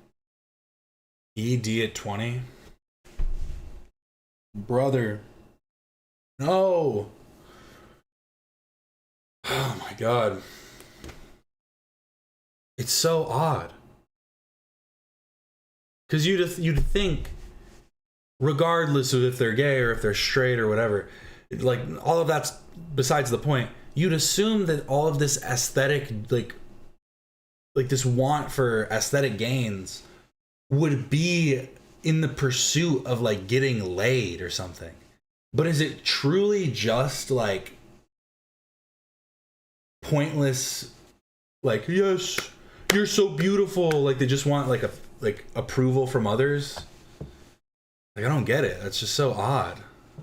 Being obsessed with Sonic or trains, it's looksmaxing. He says it's his greatest superpower. To see people just exist within themselves without looking for external validation. That's why I'm so glad that I'm neurodivergent and I never tried to fit in like in high school with these social groups and like look for the approval of other people. You were literally begging for Sneeko's approval 5 minutes earlier. It's like, yeah, trust me.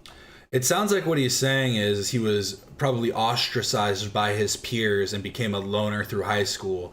And then that in turn made him kind of, like he said, black-pilled. And he, instead of looking inwardly, decided to fight outwardly and just change his appearance in all the ways that he could in the seeking of validation from his peers. I feel like that's such like a clear thing that happened to him. I didn't want to hang around anybody. Stop coping. People didn't really like me throughout school. And so I realized that relationships in that way just didn't matter. Why not just say something like that? Just be honest about it. I separated myself. I don't believe you. Just at all. Taking testosterone supplements really gives me energy, but he can barely keep his eyes open. You got a looks max vasectomy. Yeah, pretty much. Yeah, self-treatment. But yeah, more energy. Bro's eunuch maxing. Better physique. He talks like he's about to pass out. Better physique. They show up to the party, everyone glazes clavicular, even when it comes to him doing meth. I know. No, yeah, it's not an excuse at all, but it's definitely, I think the explanation for him is that he is neurodivergent. I think that's, I mean, it makes sense with like a lot of the things that he does, like in the, again, like the pursuit, like this pursuit of his goals that is clearly abject to social norms. So like that does make sense, but I do think that kind of makes sense, like the pathway for him. I don't think that that's the normal pathway that most people take. I think most people that seek validation do it in other ways. It's, again, it is very odd. Because I don't know what he's doing it for. He isn't... Because, like, he isn't dressing well either. Like, look how high these things have, like, rode up on him. Interesting. His meth was wearing off. He needs a bump. Maybe he was doing meth back in school, and that's why nobody wanted to hang out with him. That's also a possibility. You say meant to be funny, but it's like, it's a prescription. Well, I had a prescription, but I was being additive. Oh, okay, all right. So. I'm trying to give you an offer, never mind. Well, no, I'm an honest guy, man. I was doing fucking crystal meth. You know what I mean? So. Well, meth ran the blitzkrieg, bro. Meth got shit done. So I don't know.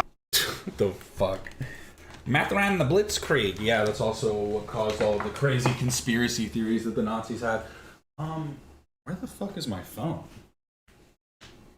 I just realized that I don't have my phone like anywhere near me, and now I'm confused as to where my phone is. Important.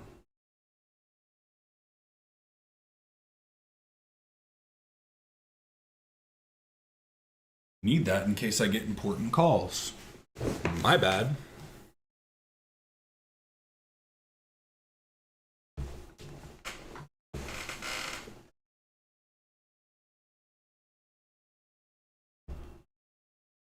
Clav is too young to be diagnosed.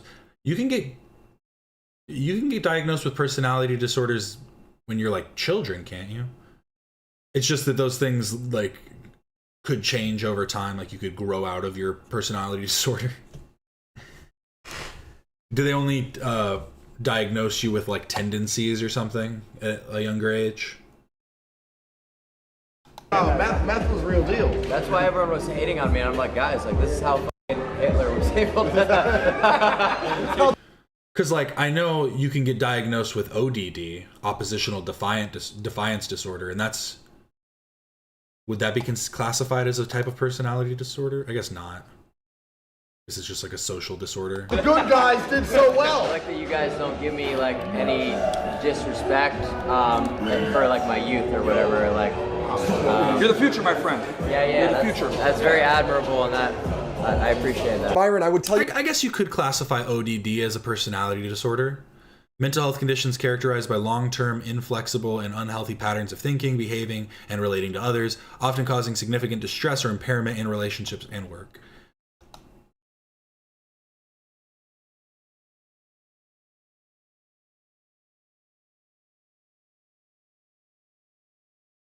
Conduct disorder, but they don't classify them as personality disorders.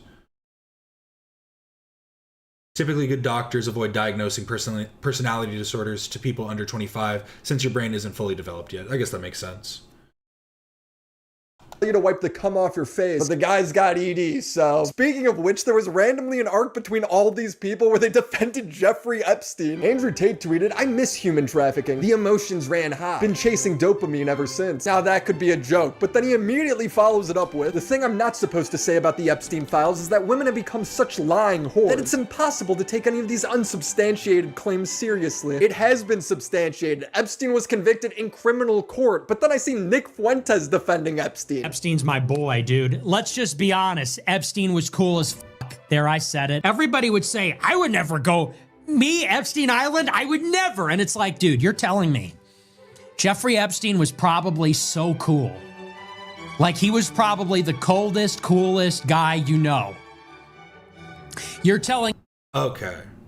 So it's not considered a personality... Sorry, I'm like reading on this. It's not considered a personality disorder because personality disorders are generally diagnosed in adults and ODD is common in children. And if persistent, and if untreated, can lead to potentially conduct disorder or antisocial personality disorder. I guess that makes sense. Me, the coolest guy you know who knows everybody, says, hey, we're gonna go on my private jet to my private island. We got hot girls. He doesn't tell you how old they are. How lame would you be? Are they 18? Like, who's gonna be the nerd that asks that? You probably would just assume they are.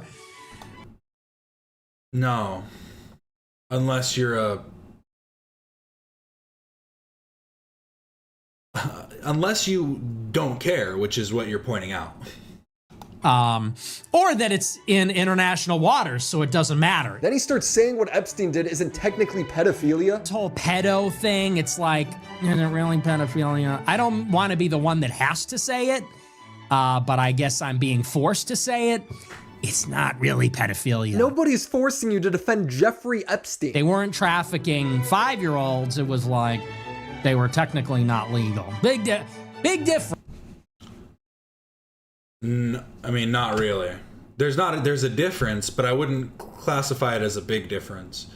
And wasn't the youngest victim that they've like identified 9 years old? And again, it's just stupid because, like he said, maybe that's what he's trying to say. They weren't 5 because, like, girls can start going through puberty quite young. So what do you mean by prepubescent? You're talking about only if they're not 7, then it's like, it's just fucking disgusting, like actually disgusting speech. And the fact that he doesn't understand how talking like this leads his audience to be literal degenerates in society and like literally being the thing that is degenerative to our society is fucking, it's incredible, truly. I'm starting to believe that Nick Fuentes is a government plant. He's getting paid by the FBI, the CIA, all of the organizations. Friends, in my opinion, I know that's a controversial take, but that reports of 9 years old, yeah, but it identified 13 and likely 12. Again, it's just getting into this semantic argument is ridiculous. It's so dumb. You should be classifying them all as hemophilias, duh. Okay, sorry. We'll make sure to edit all of the headlines. Does that make it better? Are you? It's okay now. Okay, it's fine now. Like what? That's not really the issue there.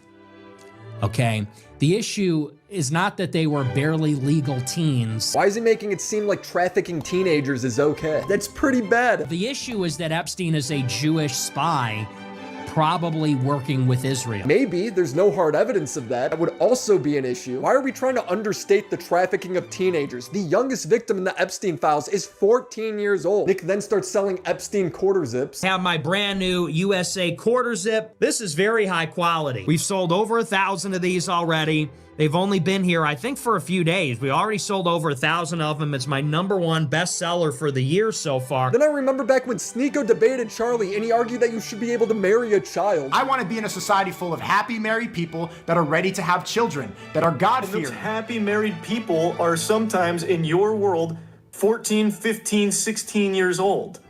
Absolutely. By your morality, all of human history, everybody was a pedophile. In the 1800s in America, the age was 10. In the UK, 200 years ago, the age was 7. Does Sneeko? Yeah, and that was wrong.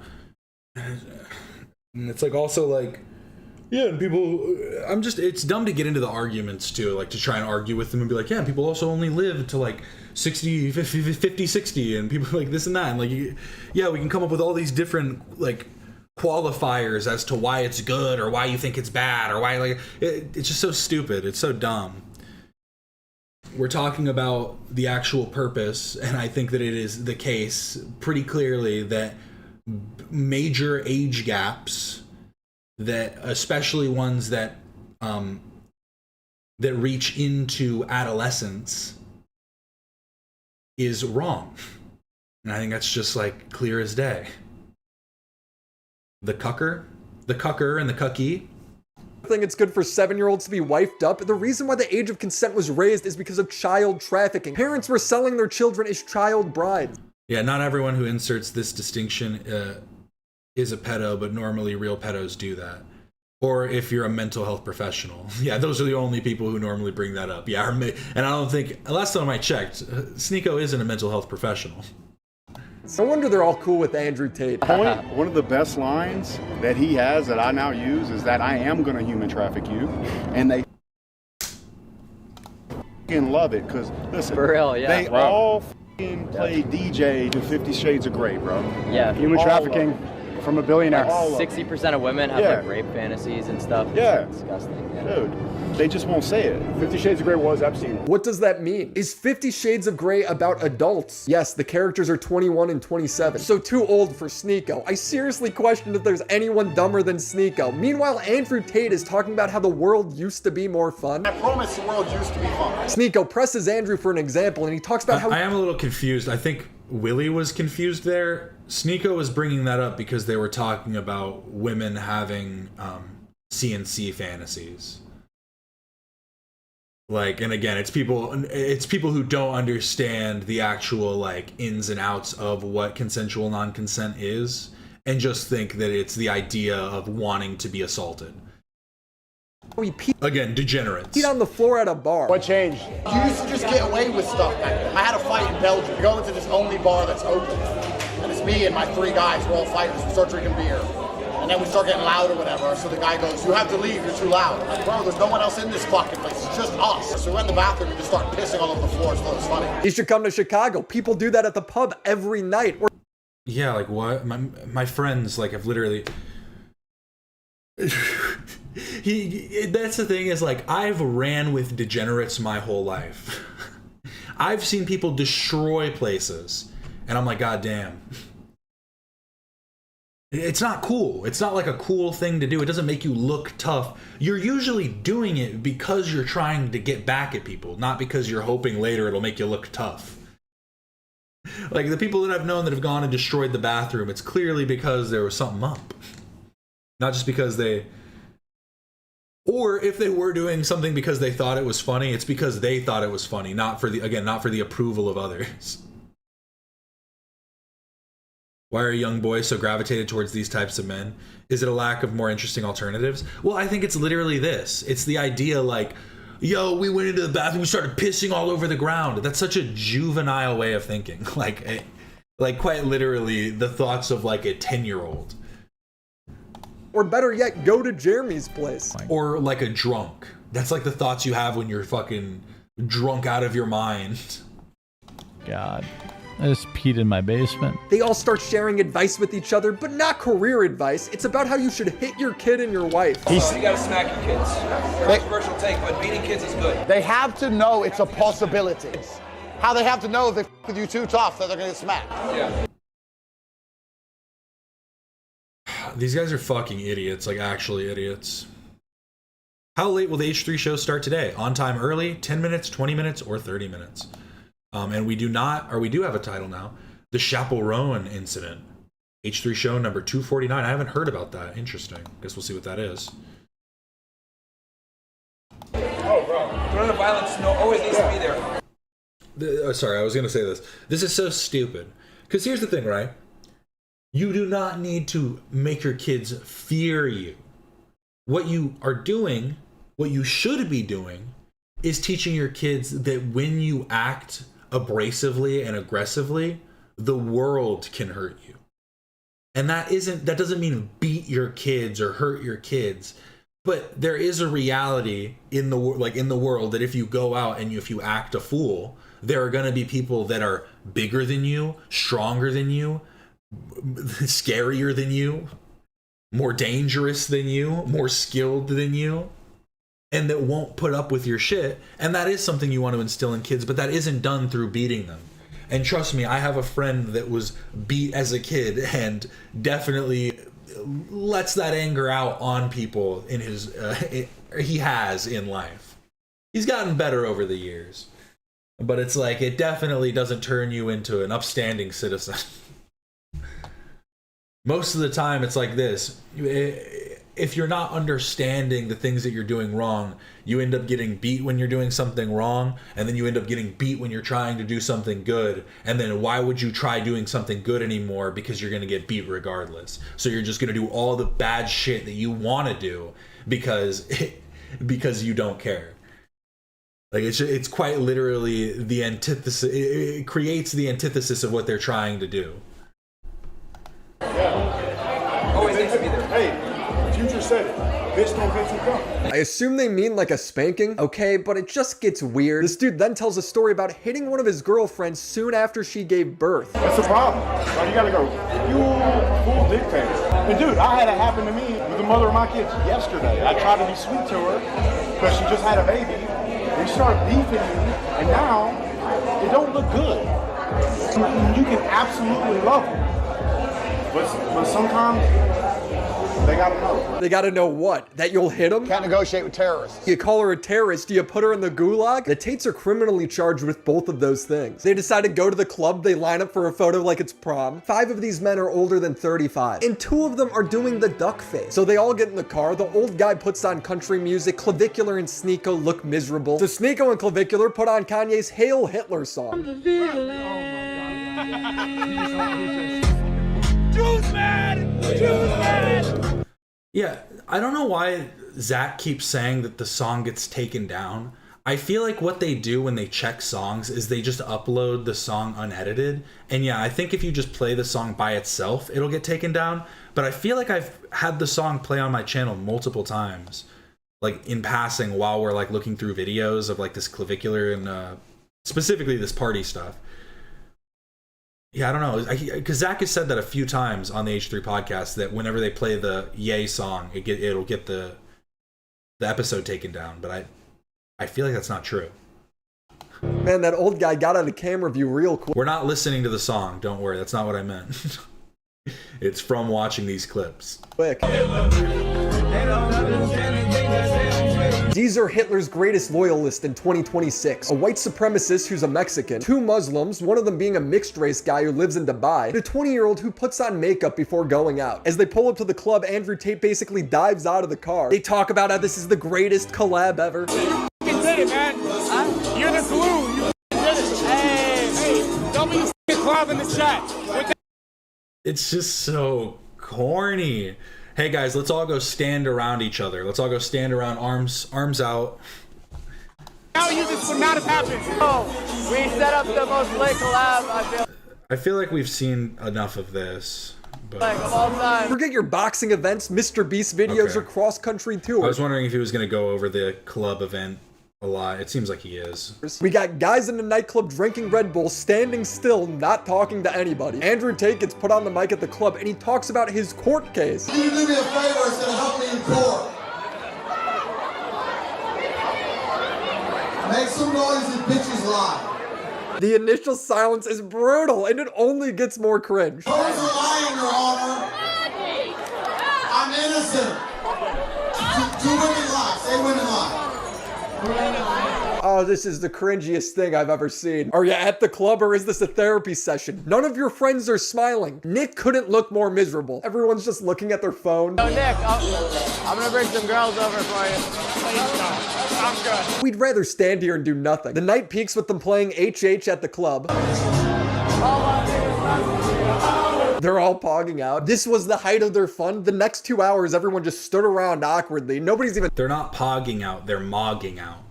Talking to each other. Andrew Tate is saying how he wants to kill himself. Now having fun, Andrew? I'll kill myself. Tristan is miming shooting himself in the head. Look how lame this footage is. Myron's just standing there, Clavicular's on his phone, Andrew Tate's on watch, at least Sneeko's singing, kind of. The camera guy starts filming parts of the club where people are actually having fun as they talk about leaving. This is so gay in the club, you just stand around, bro. Exactly. Yeah, no, I'm cool going back. I just want to hell Hitler. Now that we got Being at the club with girls who want to dance just to stand around with your boys is crazy. Crazy work. We got that. I'm good. Yeah. I mean, whatever y'all They're want to like trying to pull. They're literally. This girl's dancing. do. What the hell, Hitler? Now that we got Hitler. Yeah, now that It looks like this girl's pulling We on got Andrew that, a little good. bit, and he's like, no. Yeah. I mean, whatever y'all want to do. I mean, I'm just here for the street, man. I got a sprinter coming. Here you can see Myron. Yeah, they were smoking hookahs. His only dance move is the Roman salute. Also, what's up with Sneeko? Is he cumming his pants? So these guys get made fun of on Twitter for this car crash of a stream. Sneeko uploads a YouTube video and tries to edit the footage to make it look all cool. Doesn't work because it wasn't cool. It was lame. All of the top comments are about how boring this is. Modern clubbing. Standing around staring at your phone, not talking to anyone. Waving your fingers occasionally. I know Nick hated every second of this. This looks like hell. Absolute. Straight clubs look so scary. Trust me, I hate the club. When I go out, if I'm gonna go, I usually want to go to like a dive bar. And that's like about it. I just don't like the clubs that much. They have expensive drinks and it's too loud to talk. If it's a dive bar, they can have live music, they can have regular music playing. You can usually find a spot where you can kind of talk, get drinks, usually for cheaper. Soul imploding cringe. After the club, everyone's feeling good, especially Sneeko, who usually just gets picked on. They bring these girls back from the club, who immediately leave after they talk about how great the Hitler song is. Such a good song too. It's a good song. It's like I'm not even trolling. Like I get so hyped up. Like when the beat drops. Like finally. Song of the year, man. Yeah. It really is. We got motion. Can the bitches in the back say? Say Nick. Yeah. I don't know if they will. I think you guys scared them off. Nice job, TTS. Yeah, good job, TTS. Yeah. Close the door on the way out. I'm inviting new girls over. Whatever. New girl. Yeah, bro, just keep on trying. It'll work out eventually, I guess. Girls do not end up coming over. The stream just like they sent a TTS with the N-word, and then look at this one. Sneeko is such an F slur. Keep following your inbred pedophile religion. Hope a Christian kicks you. This is so hard to read. Kicks your ass, something, and then calls Myron a blackie. Says N-word and then something else too. Like, bruh. How are you guys just sitting like what? Like what? You can find a better way to like degrade yourself. Like you can find a way that'd probably make you more money. Like, bro. I'm inviting new fucking girls insane. over. Whatever. New girls do not end up coming over. The stream just turns into them reading super chats, bullying Sneeko for being Muslim, and none of his friends care because they don't like Sneeko that much. Okay, they're gonna read it. They're gonna... Following you are That's funny. No, it's not. Yes, Sneeko, they think it's funny. Yes, Sneeko, they think it's funny. It's not funny. It's not. If you don't think it's funny, you shouldn't be fucking friends with them. Are you stupid? Is that just like you're...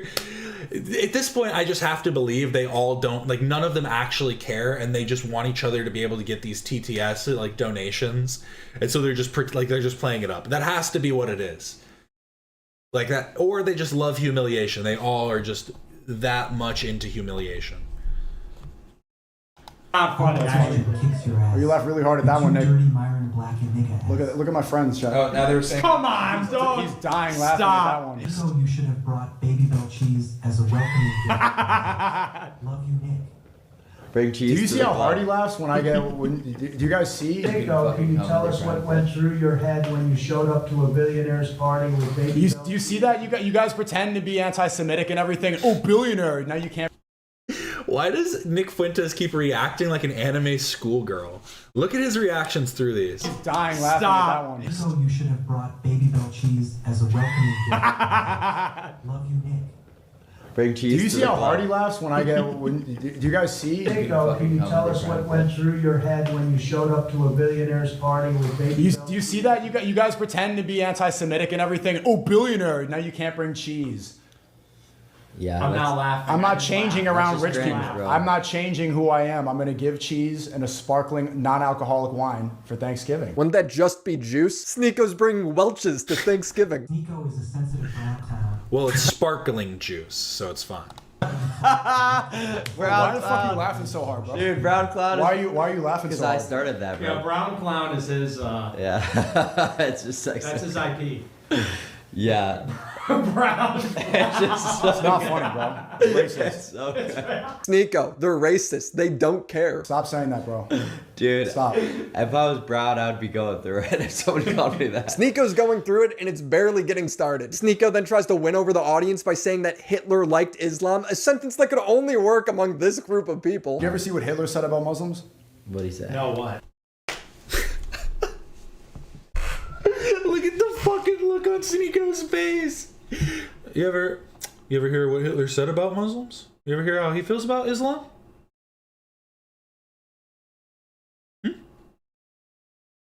Let me bring up the article. He say they're awesome. Well, he prefers Islam to Christianity. Yeah, exactly. He said it was a masculine religion. He Yeah. respected the martial religion. He did. This doesn't win over the viewers. Sneeko, it's me, 6-year-old Asha. Can you ask Muhammad? Yo, why are you laughing harder? You're Muslim, bro. Yeah. Because you're both physically and mentally cucked. What the f, bro? What's the name? Sneeko to death? Blumpkin. Ban, mods, ban that guy from the... Ban him from the TTS. These names are really We're banning him. It's my TTS. Fucking piece of shit. Dude, what? I hope he's... Why are you just showing this again, bro? Like, I don't get why this video didn't need to be 45 minutes. Ban that guy. Ban him? Ban him. Clav is loving it. I can't ban TTS. Ban that. $10. Sneeko, sensitive brown clown. He walked in and started for Pakistanis and Bengalis to bond with and wash his feet with. Dude, I feel like an idiot because I can't tell how much of this is real. How do you see this as a creator yourself? Well, the thing is I do believe Sneeko is at least trying to be Muslim. The same with Myron. I don't think that they're like devout Muslims, but anybody getting called slurs and being disrespected on this level, you get like a visceral reaction that I think comes from inside. But I also think, like I was saying before, I think that there is a possibility that they are truly willing to like act against their own sensibilities for money and clout, and like that's it. Like you are willing to go against your own morals and principles just to basically make a quick buck and a lot of hate. But I do think that they all believe this stuff to a degree. They all like believe it to a degree, but are willing to let like it's complicated. It is complicated. I think they all believe it, but also don't like know too much about it. Like they're all just idiots, you know? It's like racists only look into the stuff that they want to believe. They don't care. Like that's why he's immediately going to be like, well, don't you know what Hitler said about Muslims? And Nick, the #1 Nazi, is going to be like, no, I don't know. Well, actually, I did hear about that. Yeah, no, I did know that. He knows everything about Hitler. It's just ridiculous. Just descend.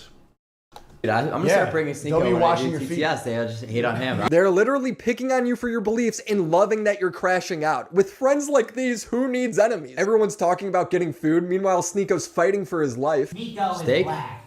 Oh wait, he's It's, like, Chinese. really good, like- Oh wait, he's Muslim. I also Oh, have, wait, he's Chinese again. I've got like Oh, wait, chicken he's in my Jewish now. some good. And they were talking about going to a steakhouse. I was trying to pay attention to this. I don't even care about the Sneeko defending himself. This is just pathetic at this point.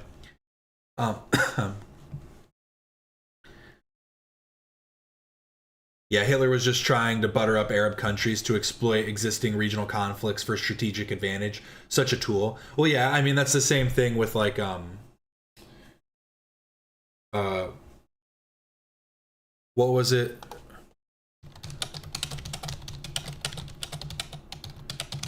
I'm bad with names. I always want to make sure I'm getting names right.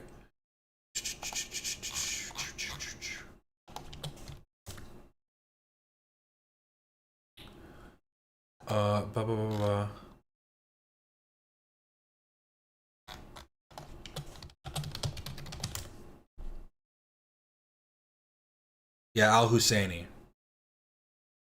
Hajj Amin al-Husseini, or yeah, it's not like, I think that's just a theory, actually. I don't think that that was actually necessarily historically proven or historically accepted. But yeah, there's communications between Hitler and different politicians and leaders within the Middle East and within the region. Sneeko is the least bad. Yeah. Oh, the thing is out of all of them, I think that Sneako truly does believe that everything he does and says is out of love. I think that they are all willing to they're all willing to believe. The rest of them understand that what they're doing is racist, is hateful, is bigoted, and they just think that it's right. They think that it's correct. I don't think that Sneako thinks that anything he does is bigoted, and he thinks it's correct. He doesn't think that it's bigoted, but he also doesn't think that it's, you know what I mean? It's like that extra step where he is also ignorant. He's ignorant to the actual levels of bigotry that he espouses. He thinks of it as just like his account. He says it's love speech. It's all love speech. Which again is just another example of how he is just a clone of everything that he sees. Because Andrew Tate's thing was Tate speech. I also have Chinese again. I've got like chicken in my some good stuff.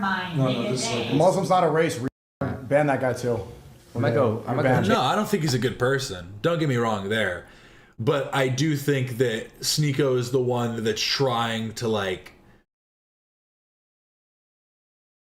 I think that Sneako's the only one who's truly trying to hold himself to some worldview where the rest of them are just degenerates willing to believe whatever they need to for the moment. If that makes sense. The Clev is also streaming, and Clev isn't banning anyone. This turns into everybody calling Sneako Jewish, which is the worst thing you can be in this group. Sneako's just in another transformation because he was bigoted and aware in his prior transformation.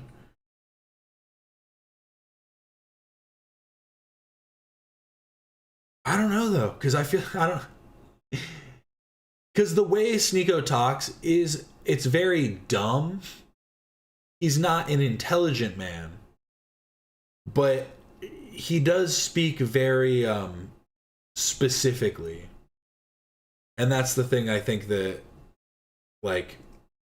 it's not even give him credit for. I just think that's true, that he's very particular in the language that he does use. People walking out of Shabbat in Brooklyn last week. Cap. Really? No, it's not true. They call you guys racist, but how often do we see a Mexican, a white Chad, and a Jew hang out together? Wait, what am I? Which one am I of these? I think that you're the and actually the Jew. No, he's just a Jew. He's gonna cry. You see, Sneako's all for being racist until it's him. Now he's going to cry about it. Look at the way I get treated. Eco-Christians colonized your San IQ religion of the sword dominated by whites and Christians. Economic forum. Who won the war? When the U.S. invaded Afghanistan, who won? Sneako on Epstein Island, then deport him to Haiti. I'm about to go home, man. This is hurting my feelings. Why are they coming at you so hard? Only these two paste eaters could hang out with white supremacists and then be confused when the audience hates them. Gross. Haven't you been on stream with Clev all week? What the hell's going on here? What's up with this? Just no respect. What a retard. This is the hell Sneako's dug himself into. I have feelings, bro. Sneako the brown clown. I want to end the stream at this point. But he doesn't. He sits there like a cuck watching. And this is why it's I almost also believe, I do at this point just believe that he's willing to, degrade himself on this level for the benefit of his friends. Well, I know you guys don't actually believe that stuff, right? You guys don't actually believe this hateful stuff your fans are saying? Yeah, it's so stupid. Oh, thank you so much for the raid. Thank you, Lus. Big shout out. His friend make money off him getting humiliated. Sneako with ray gun. F you, bro. Yeah, this is the new Mean Girls spin-off, Mean Boys. Sneako, you're a cuck ass nigger. F you. Fucking bitch. Ban him too. Ban that guy too. Look at his face. Nah, yeah, I genuinely think Sneako might just be trolling at this point. I think it's hurting his feelings on some level, but I feel like he's willing to just put that aside to troll for the money, for his audience, for not even his audience, for Clavicular's audience. Partnership. I just want to make a little money. Sneako is a because he let other dudes f his girl.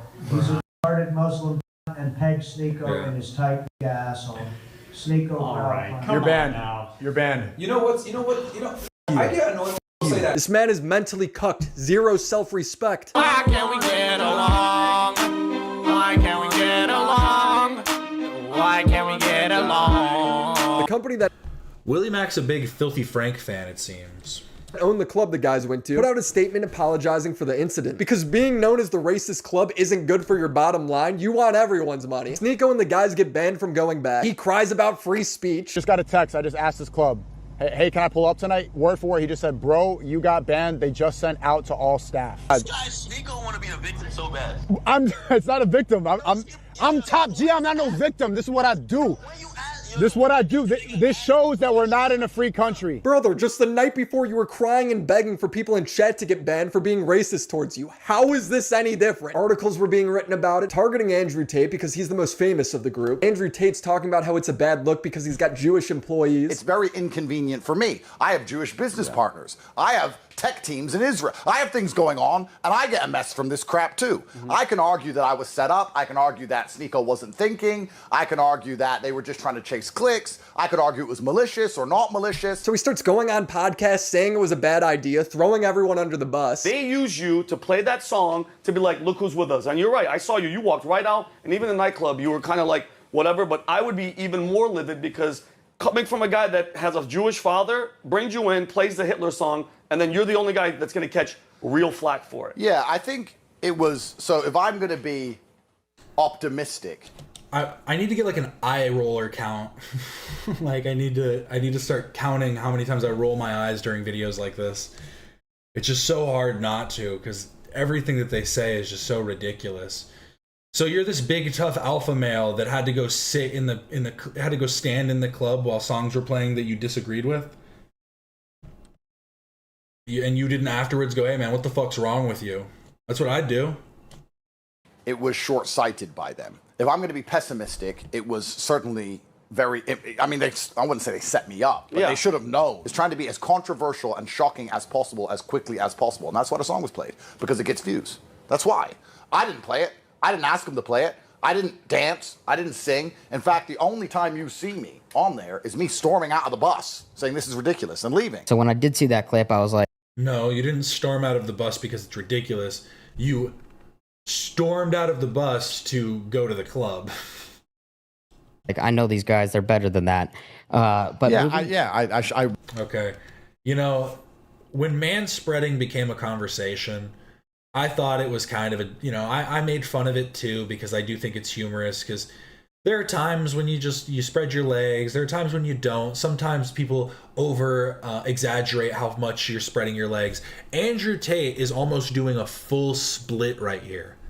This is kind of impressive on some level. It's, why are you spreading them? Because his feet, like, he could turn his knees in. His feet are kind of close together still. They're not that far apart. They're maybe shoulder length apart or shoulder width apart. But his knees just dove out to the side. Interesting. When I did see that clip, I was like, I know these guys, they're better than that.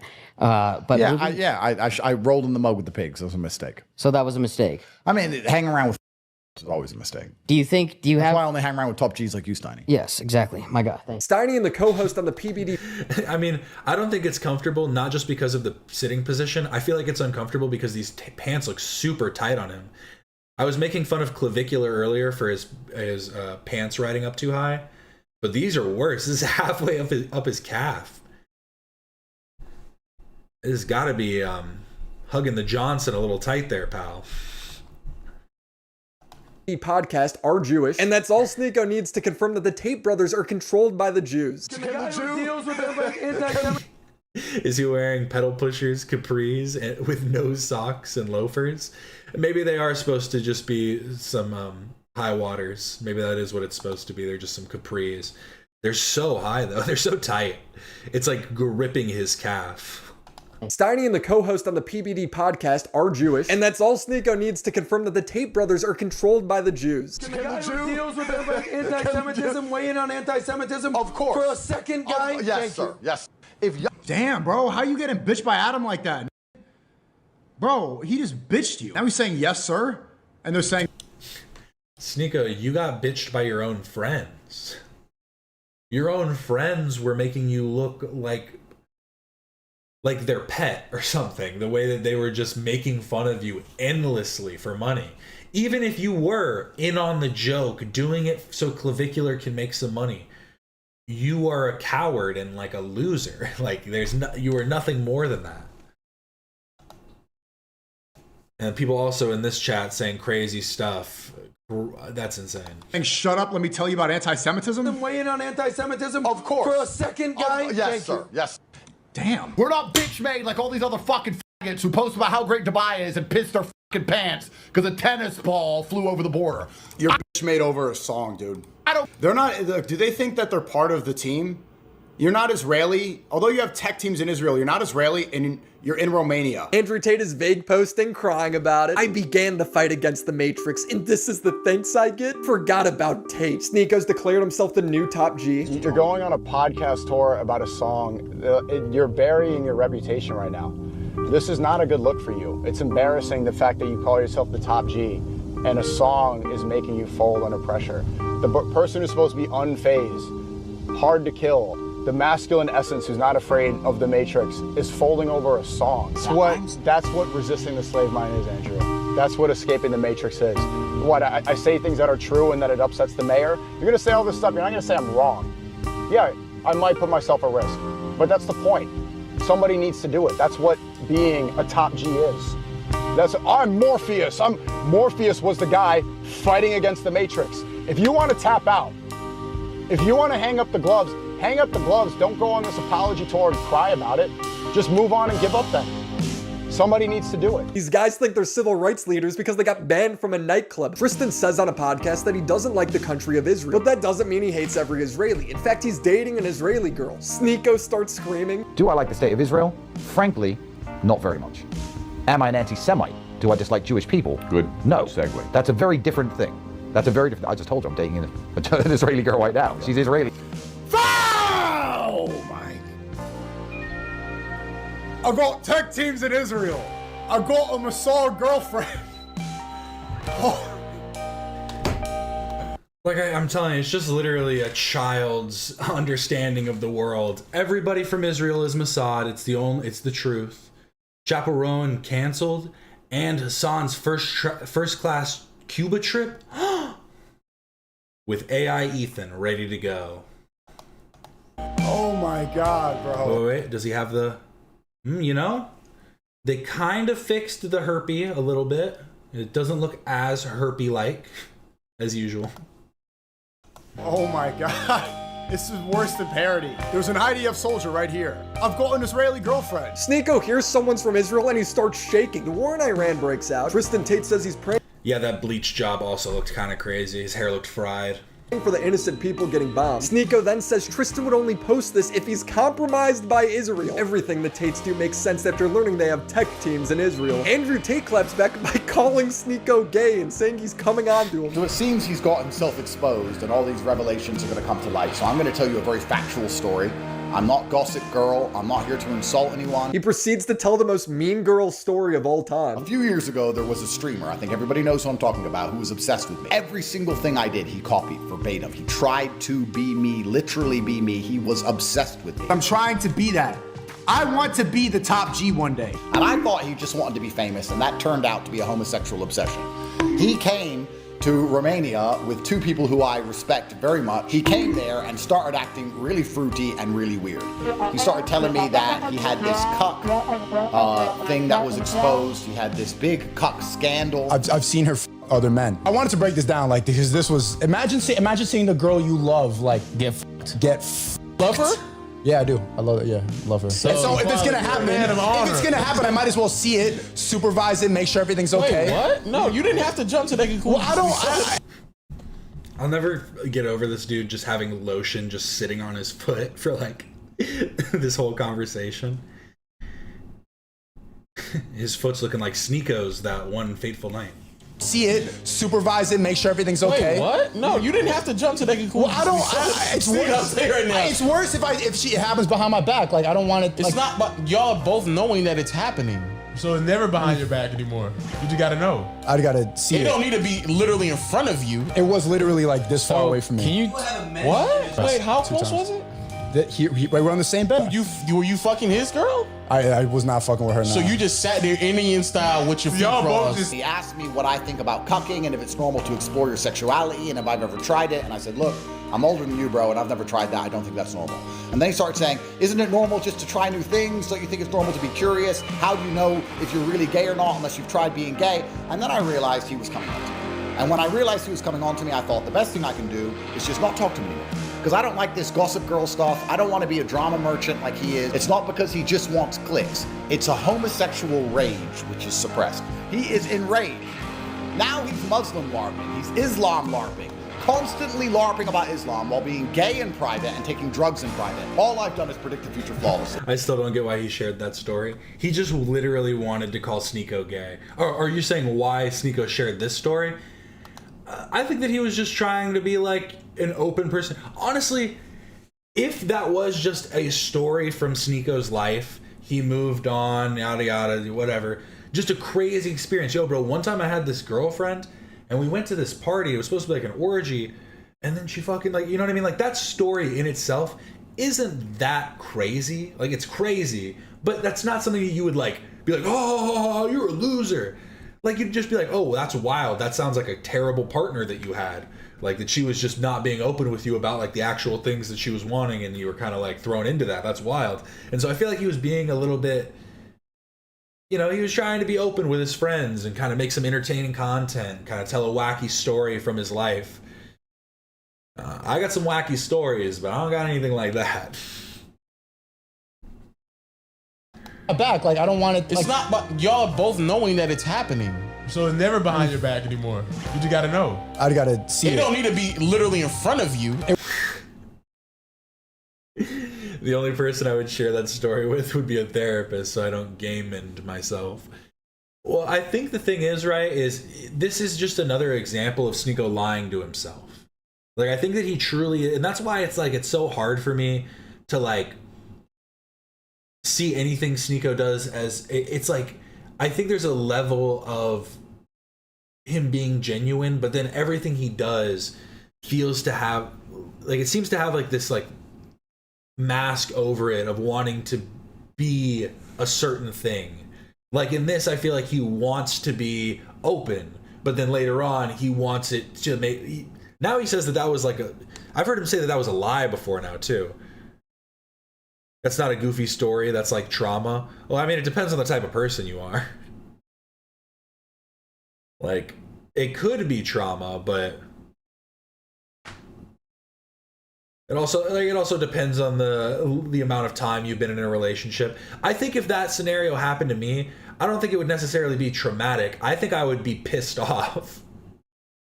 I think I'd probably just be angry and then leave and be like, bruh. Why did I agree to that in the first place? Oh.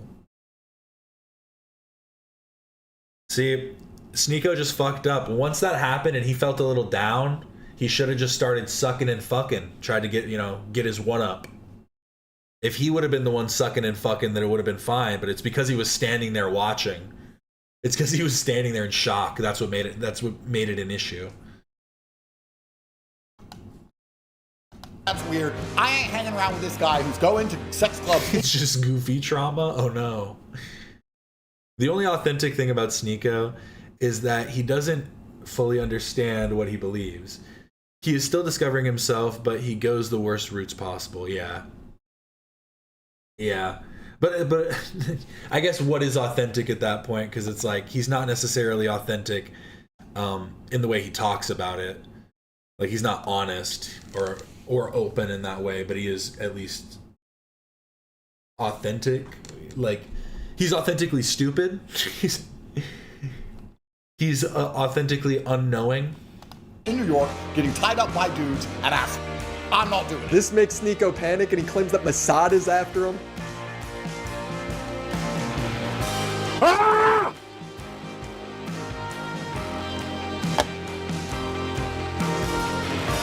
That's what they want. That's what Mossad wants. That's what they want. They want me. They're trying to ruin my life so I crash out and I can't stream. They can't beat my arguments, so they're trying to ruin my life. Isn't that crazy? Like, you guys see it 4K, right? According to Sneeko, Mossad took the towers down, they killed JFK, but against Sneeko, all they could do is get Andrew Tate to call him gay. The goy who has tech teams in Israel? Bro, I have intelligence agencies after me. There's a coordinated attack. People are paying influencers to slander me. Intelligence agencies are after you? Really? You believe that? Life must be so exciting when you're a complete schizophrenic. If that was true, you'd be dead. Andrew Tate finally had enough at this point, so he tweeted, Nico kind of a crazy thing to say, WillyMac. It's pretty hard when you're a schizophrenic to be truthful. Sucked off a Jew to get his YouTube channel back. The truth will come out soon. This image of Andrew Tate. So he tweeted, Nico sucked off. This image of Andrew Tate sitting at a computer with a monkey standing on the chair behind him is just like what? A Jew to get his YouTube channel back. The truth will come out soon. Sneeko says there's no proof of that. This is what you got. This is where your platform went to. Escaping the Matrix has went so low to calling me gay. That's what you're gonna do. Sneeko did it. They loved you for that. So now they see you as on their side. They see you as a valuable asset. Paid, controlled opposition who's going to be a clown and misdirect the conversation. That's what you've become. Yeah, Massad's clearly not as powerful as he says if this is all they're doing. They're just calling him gay. Played your hand. They know where you stand. You have tech teams in Israel. I'm not going to be able to ever stop what I'm doing. I was banned everywhere. Sneeko, you aren't banned from anything anymore besides Twitch. Tate is infinitely more banned than you. I don't understand how he's playing this card. You know what Top Goy said? He said Sneeko sucked off a Jew to get his YouTube back. Does anybody believe this? But if you have that information... No, not really. So why even talk about it? Put it out there. What do you think I'm afraid of? But all of these guys are conspiracy theorists. They don't need evidence. Sneeko getting his YouTube channel back is evidence enough. Now that Sneeko's been hit, he acts like Iran and just starts flailing at everyone. He says Nick Fuentes is falling for cabal propaganda. Nick is falling for Netanyahu propaganda.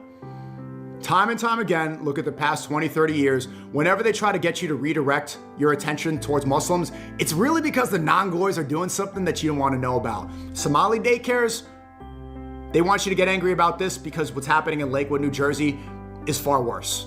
It's like a Tel Aviv in Jersey. At once, they played the victim. And they go, leave us alone, Islamophobia, oy vey. They literally sound like Jews. They're literally just like the Jews. You worship a Jew. God's a Jew, according to Nick. Like, they sound just like the Jews. Aren't you a follower of a Jew? Don't you say Jew is king? Oh my god, do I have to break down the anti-Semitism of it too? Like, oh, well actually, what Nick Fuentes believes is that the current Jews were obviously the people that went against Christ and didn't follow the true teachings, and that's why Christianity turned away from Judaism. Blah, blah, blah, blah, blah. Fucking stupid. It's just so dumb. My brain feels like it's frying more and more every second I listen to these fucking morons. Don't you say, you say Jew is king. Wow, even Jesus is in the cabal. We are at the point of the drama where everyone is accusing each other of being covertly Jewish. And this is coming off a drama from last year where Nick thought Sneeko sold out to the cabal because he canceled their podcast a week before it went live. So after everyone else invested thousands of dollars in travel and gear in the studio, Sneeko backs out of the podcast because he got unbanned on YouTube and didn't want to risk getting banned again. Sneeko restarts the conversation. Okay, not me, not Myron, not Elijah. Sneeko jumps in and says, hey guys, let's get the ball rolling again. So we planned it for this coming Sunday. That was going to be the day. You know, Elijah spent thousands of dollars to prepare. He spent thousands of dollars on graphics, on the studio, on all this, out of pocket. I book my flight, I book a hotel. We're making all these preparations, and then at the beginning of the week, you know, we go, hey, is everybody confirmed? Are we good for this weekend? Elijah, yep. Myron, yep. Me, yep. I got my tickets all ready to go. We don't hear from Sneeko. We go, hey, Sneeko, are you going to do it? No response. Next day, hey, Sneeko, you going to do it? No response. Then after my stream, I go in the group chat. I'm like, hey, guys, Sneeko, we just need to know, you know. Yeah, it's literally just you don't hate Jews enough. It's a battle of who is the most anti-Semitic. That is kind of what it's boiled down to, huh? You could do it, you could not do it, but thumbs up, thumbs down, are you in or you out? He goes, no, I can't do it. And then he goes on stream and says, I can't do it because it's bad for my career. So everyone views this as him submitting to the Matrix. You wanted to get the ball rolling. Wow, they're really 37 minutes late. Crazy. You proposed that we should do the podcast. You know, Elijah paid money. I paid money. We're all getting set up. We're ready to go. It's less than a week away. And he goes ghost. It's bad for my career. Like, you might as well just say, no, like, no, I need to sell out. No, I'm sorry. It's not gonna, I won't be able to make money if I do this. Sneako's response is to start a Twitter space with his most loyal fans and talk about how he had to cancel the podcast because he's about to break into the mainstream. Sneako, are you going to be doing Control Chaos next week or the week after, whenever it is? No, I just think I don't see any benefit. It's time to break into the mainstream. I've been banned for a year and a half. I have access to some social media platforms. Okay, like I'm able to get collabs with real people. I'm starting What to is make up, big steps. I couldn't get everybody? onto This the is Joe Ethan Rogan coming at you podcast. live from. And then you frogs want me to so and sit and cry and moan and. Too many windows open. It has started, so thank you all so much for watching. Remember to like and subscribe if you haven't already. Become a member today as well for all types of members content that we do. We're going to be doing a music stream tomorrow for everybody, but it goes to members after the stream's over. Thank you all so much for watching. I'm going to continue this, finish off this video. We only have a few minutes left, so I'm going to finish that off for anybody who wants to stick around with me. But yes, thank you all for stopping in. Babysit autistic all day long, saying the same shit that we already know. But I am dodging is the Media Matters hit pieces, the people that got me banned on YouTube and took hundreds of thousands of dollars away from me. He's still waiting on that Joe Rogan collab. Now think about it. If you're someone who believes that the social media companies are part of this giant cabal to keep the public in line, nobody is bowing down harder than Sneako in this situation. He's selling out while literally leaving his friends the bill. He's got his YouTube, he's got his Twitch. A better deal came along. He was gonna do the show with us, then a better deal came along. You know, he wasn't getting so much action. He said, hey guys, let's get the ball rolling. Let's do the podcast. Then his Twitch got unbanned. Then his YouTube got unbanned. Then a better offer came along. He said, you know what, guys, sorry, things are now going well for me. I'm gonna bail, actually. Got something to say over there.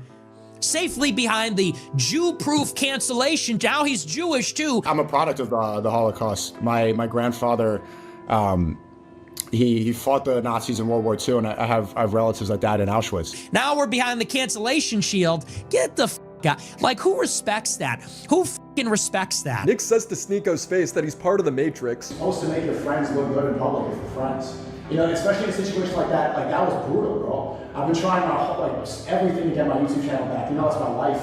I got it back for a day and then unbanned. That's like using Saint North with my kids. That's my kids. That's Kim Kardashian taking my children away.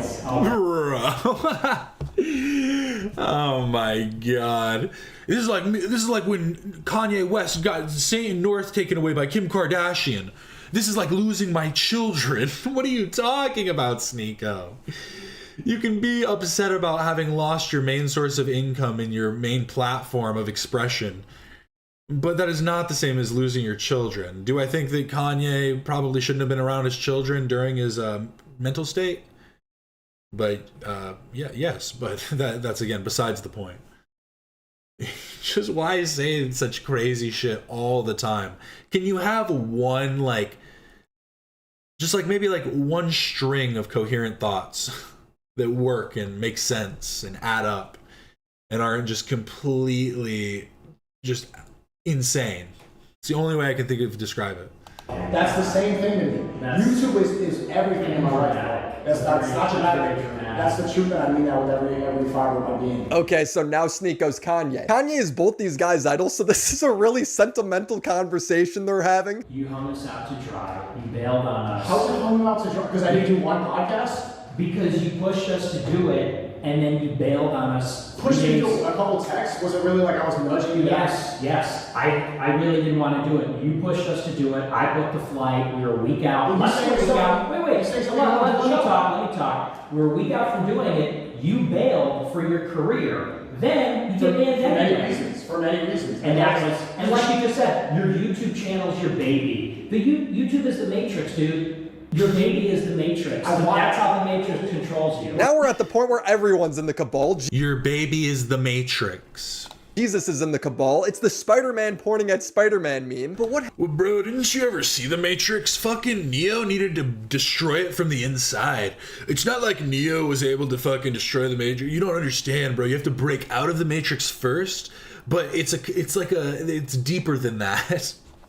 Happened to our main character, Clavicular. Clavicular continued to party and do content at clubs, but he fixed the boring part of the content, and that was being with Nick and Sneeko. But the thing that always confused me was how is he getting in all these clubs when he's not even old enough to drink? I received my answer when Clavicular was arrested for having a fake ID. They also found prescription drugs on him that he didn't have a prescription for. They took him to jail, charged him. His friends are streaming his court hearing. Nothing in the Form 4, nothing that law enforcement had access to during this arrest gave them any reason to believe that he used a fake ID to get into that establishment, or that anybody said that he used a fake ID while he was at that establishment.